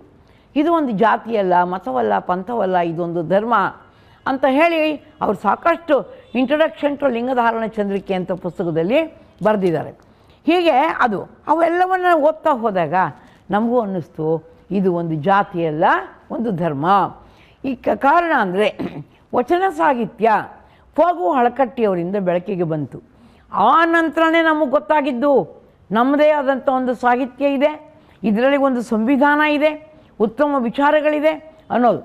ನಾನು MA ಆದಮೇಲೆ PhDಯನ್ನು ಮಾಡಬೇಕು ಅಂತ ತಿಳ್ಕೊಂಡು ವಿಚಾರ ಮಾಡಿ Christianity and Lingayatism concept of conversion ಅಂತಲೇ ಒಂದು ಸಬ್ಜೆಕ್ಟ್ ತೊಗೊಂಡು ಸ್ಟಡಿ ಮಾಡೋಕ್ಕೆ ಶುರು ಮಾಡಿದೆ. ಕ್ರಿಶ್ಚಿಯಾನಿಟಿಯಲ್ಲಿ ಓದ್ತಾ ಹೋದಾಗ ಮತ್ತು ಇಸ್ಲಾಂ ಗ್ರಂಥಗಳನ್ನು ಓದಿದಾಗ ಆಗನ್ನಿಸ್ತು ಲಿಂಗಾಯತ ಒಂದು ಜಾತಿಯಲ್ಲ, ಇದು ಒಂದು ಧರ್ಮ, ಸ್ವತಂತ್ರ ಧರ್ಮ. ಆದ್ದರಿಂದ ಆಗಿನಿಂದಲೂ ಆಗಲೇ ಸುಮಾರು ವರ್ಷಗಳಿಂದ ಇದನ್ನು ನಾನು ಬರೆಯಲಿಕ್ಕೆ ಶುರು ಮಾಡಿದೆ. ನಮ್ಮ ಕಲ್ಯಾಣ ಕಿರಣ ಅನ್ನೋ ಮ್ಯಾಗ್ಝೈನ್ ಮೂಲಕ ಮತ್ತು ನಮ್ಮ ಪ್ರವಚನಗಳ ಮೂಲಕ ಹೇಳ್ತಾ ಹೋದಾಗ ಮೊದಲು ವೀರಶೈವ ಅಂತ ಬಳಸ್ತಿದ್ದಂಥ MM ಕಲ್ಬುರ್ಗಿ ಅವರು ನಂತರ ಅದನ್ನು ಬದಲಾಯಿಸ್ಕೊಂಡು ಹೌದು ನಮ್ಮದು ವೀರಶೈವ ಅಲ್ಲ, ಲಿಂಗಾಯತ ಅನ್ನೋದಕ್ಕೆ ಬದ್ಧರಾದರು. ಆಮೇಲೆ ಗದಗಿನ ಜಗದ್ಗುರುಗಳು ವೀರಶೈವ ಅಧ್ಯಯನ ಸಂಸ್ಥೆ ಅಂತ ನಡೆಸ್ತಾ ಇದ್ರು. ನಾವು ಹೇಳಿದ್ವಿ ನಾವು ವೀರಶೈವರೆಲ್ಲ ಲಿಂಗಾಯತರು ಅಂದ ಬಳಿಕ ಗದಗಿನ ಜಗದ್ಗುರುಗಳು ಅದನ್ನು ಲಿಂಗಾಯತ ಅಧ್ಯಯನ ಸಂಸ್ಥೆ ಅಂತ ಬದಲು ಮಾಡಿದರು. ಈ ಮೊದಲು KLE society, Karnataka Lingayat education society, BLD society, ಇವೆಲ್ಲವೂ ಕೂಡ ಲಿಂಗಾಯತ ಅನ್ನುವ ಪದವನ್ನು ಸ್ವತಂತ್ರವಾಗಿ ಬಳಸ್ಕೊತಾ ಬಂದಿದ್ದಾರೆ. ಆದ್ದರಿಂದ ಇದು ನಾನು ಹುಟ್ಟು ಹಾಕಿಲ್ಲ, ಇದು ಎಲ್ಲರಲ್ಲಿ ಅರಿವು ಉಂಟಾಗಿದೆ. ಈಗ ಇದಕ್ಕೊಂದು ಬಹಿರಂಗ ಚಳವಳಿಯ ಸ್ವರೂಪ ಬರ್ತಾ ಇದೆ. ಓಕೆ ಮಾತಾಜಿ, ನಿಮ್ಮ ಅರಿವಿಗೆ ಬಂತು ಲಿಂಗಾಯತ ಧರ್ಮ ಅನ್ನೋದು ಪ್ರತ್ಯೇಕವಾಗಿದೆ, ಇದು ಒಂದು ಜಾತಿ ಅಲ್ಲ, ಹಿಂದೂ ಧರ್ಮದಲ್ಲಿರುವಂಥ ಜಾತಿ ಅಲ್ಲ, ನಮ್ಮದೇ ಒಂದು ಸಾಹಿತ್ಯ ಇದೆ, ನಮಗೆ ಒಂದು ಪ್ರತ್ಯೇಕ ಧರ್ಮವಿದೆ ಅಂತೇಳಿ. ಆದರೆ ನೀವು ಹಿಂದೂ ಧರ್ಮವನ್ನು ಕೂಡ ನೋಡ್ತಾ ಹೋಗೋದಾದರೆ ಸಾಕಷ್ಟು ಶತಮಾನಗಳ ಇತಿಹಾಸ ಇದೆ, ಸಾಕಷ್ಟು ಜನರು ಇದು ಕೂಡ ಶ್ರೇಷ್ಠ ಧರ್ಮ ಅಂತ ಹೇಳ್ಕೊಂಡು ಬಂದಿದ್ದಾರೆ. ನೀವು ಏನು ಹಿಂದೂ ಧರ್ಮದಲ್ಲಿ ಏನು ಒಂದು ಹುಳುಕುಗಳನ್ನು ಏನು ಕಂಡು ಹಿಡಿದ್ರಿ ನೀವು? ನಾವು ಸ್ವತಂತ್ರವಾಗಿ ಹುಳುಕನ್ನು ಹಿಡಿದಿರೋದು ಬೇರೆ. ಬಸವಣ್ಣನವರೇ 12ನೇ ಶತಮಾನದಲ್ಲಿ ಈ ಹುಳುಕುಗಳನ್ನು ಕಂಡು ಬೇಸತ್ತು. ಅವರು ಬ್ರಾಹ್ಮಣ ಕುಲದಲ್ಲಿ ಹುಟ್ಟಿದವರು, ಆದರೆ ಇದೆಲ್ಲ ಆಚರಣೆಗಳಿಗೆ ಅವರು ಬೇಸತ್ತು, ಅದಕ್ಕಾಗಿ ಹೊರಬಂದು ಹೊಸ ಧರ್ಮವನ್ನು ಕೊಟ್ಟರು. ಹೇಗೆ ಅಂದರೆ ಈಗ ಬೌದ್ಧ ಧರ್ಮದಲ್ಲಿ ಆಗ್ನೇಯವಾದ ಇದೆ, ಜೈನ ಧರ್ಮದಲ್ಲಿ ದೇವರ ಕಲ್ಪನೆಯೇ ಇಲ್ಲ. ಇನ್ನು ಶೈವ ಧರ್ಮ ಹಿಂದೂ ಧರ್ಮದಲ್ಲಿ ಒಂದನೇದಾಗಿ ಬಹುದೇವತಾ ಉಪಾಸನೆ ಇದೆ. ಇದನ್ನು ಬಸವಣ್ಣನವರು ತೀವ್ರವಾಗಿ ಖಂಡಿಸ್ತಾ ಇದ್ದಾರೆ. ಆಮೇಲೆ ಯಜ್ಞ, ಯಾಗ, ಹೋಮ, ಹವನಾದಿಗಳು ಇವುಗಳನ್ನೆಲ್ಲ ಬಸವಣ್ಣನವರು ಖಂಡಿಸಿ ಅಗ್ನಿ ದೇವರಲ್ಲ, ಅಗ್ನಿಯ ಮೂಲಕವಾಗಿ ವಸ್ತುಗಳನ್ನು ಸುಡುವುದು ಅಪರಾಧ ಅನ್ನುವಂಥದ್ದನ್ನು ಹೇಳಿದರು. ಆಮೇಲೆ ಹಿಂದೂ ಸಮಾಜದಲ್ಲಿ ಬ್ರಾಹ್ಮಣ, ಕ್ಷತ್ರಿಯ, ವೈಶ್ಯ, ಶೂದ್ರ, ಅಸ್ಪೃಶ್ಯ ಅನ್ನುವಂಥ ವಿಭಜನೆ ಇದೆ. ಇದನ್ನು ಬಸವಣ್ಣವರು ತೀವ್ರವಾಗಿ ವಿರೋಧಿಸಿ ಹಾಗೆಲ್ಲ ಇಲ್ಲ, ಹುಟ್ಟುತ್ತಾ ಎಲ್ಲರೂ ಮಾನವರು, ಆಮೇಲೆ ಸಂಸ್ಕಾರದಿಂದ ಶರಣರಾಗ್ತಾರೆ. ಆದ್ದರಿಂದ ಅರಿದೊಡೆ ಶರಣ, ಮರೆದೊಡೆ ಮಾನವ, ಎಲ್ಲರೂ ಕೂಡ ಅರಿವಿನಿಂದ ಕೂಡಬೇಕು ಅನ್ನೋವಂಥ ವಿಚಾರ ತಿಳಿಸಿದರು. ಹೀಗೆ ಆಮೇಲೆ ಮೂಢನಂಬಿಕೆಗಳು, ಹಿಂದೂ ಧರ್ಮದಲ್ಲಿರೋಷ್ಟು ಮೂಢನಂಬಿಕೆ ಜಗತ್ತಿನಾಗ ಎಲ್ಲೆಲ್ಲೂ ಇಲ್ಲ. ಅಂದರೆ ಪ್ರತಿಯೊಂದರಲ್ಲಿಯೂ ಜ್ಯೋತಿಷ್ಯ, ವಾಸ್ತು, ಜಾತಕ ಬರೀ ಇದೆ, ಹಲ್ಲೀಶಕನ, ಒಂದೇ ಎರಡೇ ಬರೀ ಮೂಢನಂಬಿಕೆಗಳು. ಅಂದ್ರೆ ಈಗ ಓಕೆ, ಹಿಂದೂ ಧರ್ಮದಲ್ಲಿ ಸಾಕಷ್ಟು ಮೂಢನಂಬಿಕೆ ಇದೆ, ಜಾತಿ ವಿಭಜನೆ ಇದೆ, ಸಾಕಷ್ಟು ಹುಳುಕುಗಳಿದೆ. ಈ ಹಿಂದೆ ಬಸವಣ್ಣನವರೇ ಆ ಹುಳುಕುಗಳನ್ನೆಲ್ಲ ಗುರುತಿಸಿದ್ರು ಎಂಬ ಕಾರಣಕ್ಕಾಗಿ ನೀವು ಹಿಂದೂ ಧರ್ಮದಿಂದ ಪ್ರತ್ಯೇಕವನ್ನು ಬಯಸ್ತಾ ಇದ್ದೀರಾ, ಸ್ವಾತಂತ್ರ್ಯವನ್ನು ಬಯಸ್ತಾ ಇದ್ದೀರಾ. ಆದರೆ ಇದಕ್ಕೆಲ್ಲ ಧರ್ಮವೇ ಪರಿಹಾರವಾ? ನೀವು ಹಿಂದೂ ಧರ್ಮದಲ್ಲೇ ಉಳಿದುಕೊಂಡು ಅವನ್ನೆಲ್ಲ ಸುಧಾರಣೆ ತರಲಿಕ್ಕಾಗಲ್ವಾ, ಬದಲಾವಣೆ ತರಲಿಕ್ಕಾಗಲ್ವಾ? ಯಾಕಂದರೆ ಬಸವಣ್ಣನವರೇ ಸಾಕಷ್ಟು ಪ್ರಯತ್ನವನ್ನು ಕೂಡ ಮಾಡಿದರು, ನೀವು ಕೂಡ ಆ ಬದಲಾವಣೆ ತರಲಿಕ್ಕೆ ಪ್ರಯತ್ನವನ್ನು ಮಾಡಲಿಕ್ಕಾಗಲ್ವಾ?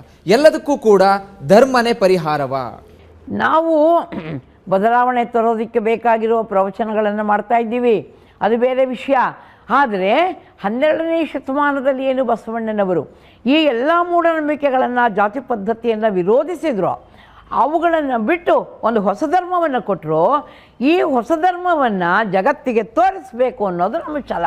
ಆದ್ದರಿಂದ ಇಲ್ಲಿ ತುಂಬಿರುವ ಮೂಢನಂಬಿಕೆ ಕೆಳಗಿಂದ ಹಿಡಿದು ಮೇಲಿನವರೆಗೂ ಅದೇ ಇರೋದರಿಂದ ಇದನ್ನು ತಿದ್ದಲಿಕ್ಕೆ ಸಾಧ್ಯ ಇಲ್ಲ ಅಂತ ಹೇಳಿ ಬಸವಣ್ಣವರು 12ನೇ ಶತಮಾನದಲ್ಲಿಯೇ ಅವರು ಅದನ್ನು ಬದಲಾವಣೆ ತಂದಿದ್ದಾರೆ.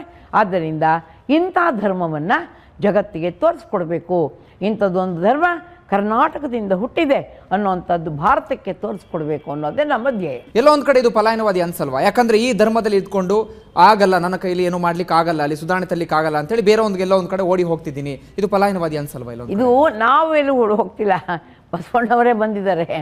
ಅದರಿಂದ ಬಸವಣ್ಣನವರ ಧರ್ಮಾನುಯಾಯಿಗಳಾದ ನಾವು ಅವರ ಧರ್ಮವನ್ನು ಈಗ ಬೆಳಕಿಗೆ ತರ್ತಿದ್ದೇವೆ ಹೊರತು ಯಾವುದರಿಂದಲೂ ನಾವು ಪಲಾಯನ ಮಾಡ್ತಾ ಇಲ್ಲ.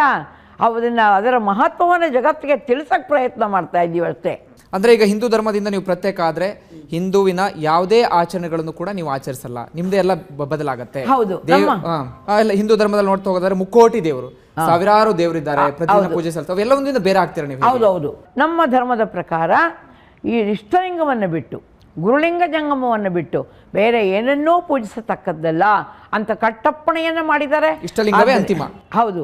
ಆದ್ದರಿಂದ ಕೋಟಿ ದೇವತೆಗಳಾಗಲಿ ಬೇರೆ ಏನನ್ನೂ ಕೂಡ ನಾವು ಪೂಜಿಸುವುದಿಲ್ಲ. ಓಕೆ, ಎಲ್ಲೋ ಒಂದು ಕಡೆ ನೀವು ಮೂಢನಂಬಿಕೆಯನ್ನೆಲ್ಲ ವಿರೋಧಿಸಿ ಧಿಕ್ಕರಿಸಿ ಪ್ರತ್ಯೇಕ ಧರ್ಮಕ್ಕೆ ಆಗ್ರಹವನ್ನು ವ್ಯಕ್ತಪಡಿಸಿದ್ರಿ. ಎಲ್ಲೋ ಒಂದು ಕಡೆ ಬಸವಣ್ಣನವರು ಕೂಡ ಹೇಳ್ತಾರೆ, ಇನ್ನೊಂದು ವಿಚಾರ ನಿಮ್ಮ ಹತ್ರ ಹೇಳಬೇಕು, ಬಸವಣ್ಣನವರು ಕೂಡ ಹೇಳ್ತಾರೆ ಮೂರ್ತಿ ಪೂಜೆ ಬೇಡ, ಇದೆಲ್ಲ ಒಂದು ಕೂಡ ಬೇಡ ಅಂತಾರೆ. ಆದರೆ ನೀವು ಬಸವಣ್ಣನವರ ಒಂದು ಪ್ರತಿಮೆಯನ್ನು ರೆಡಿ ಮಾಡಿದ್ದೀರಾ, ಅದಕ್ಕೂ ಕೂಡ ಪೂಜೆನೆಲ್ಲ ಸಲ್ಲಿಸ್ತೀರಾ, ಅದು ಎಷ್ಟು ಸರಿ? ನಿಮ್ಗೆ ಹೇಳ್ತೀನಿ, 1974ರವರೆಗೆ ನಾವು ಒಟ್ಟು ಯಾವುದೇ ಮೂರ್ತಿಯನ್ನು ಪೂಜೆ ಮಾಡ್ತಾ ಇರಲಿಲ್ಲ.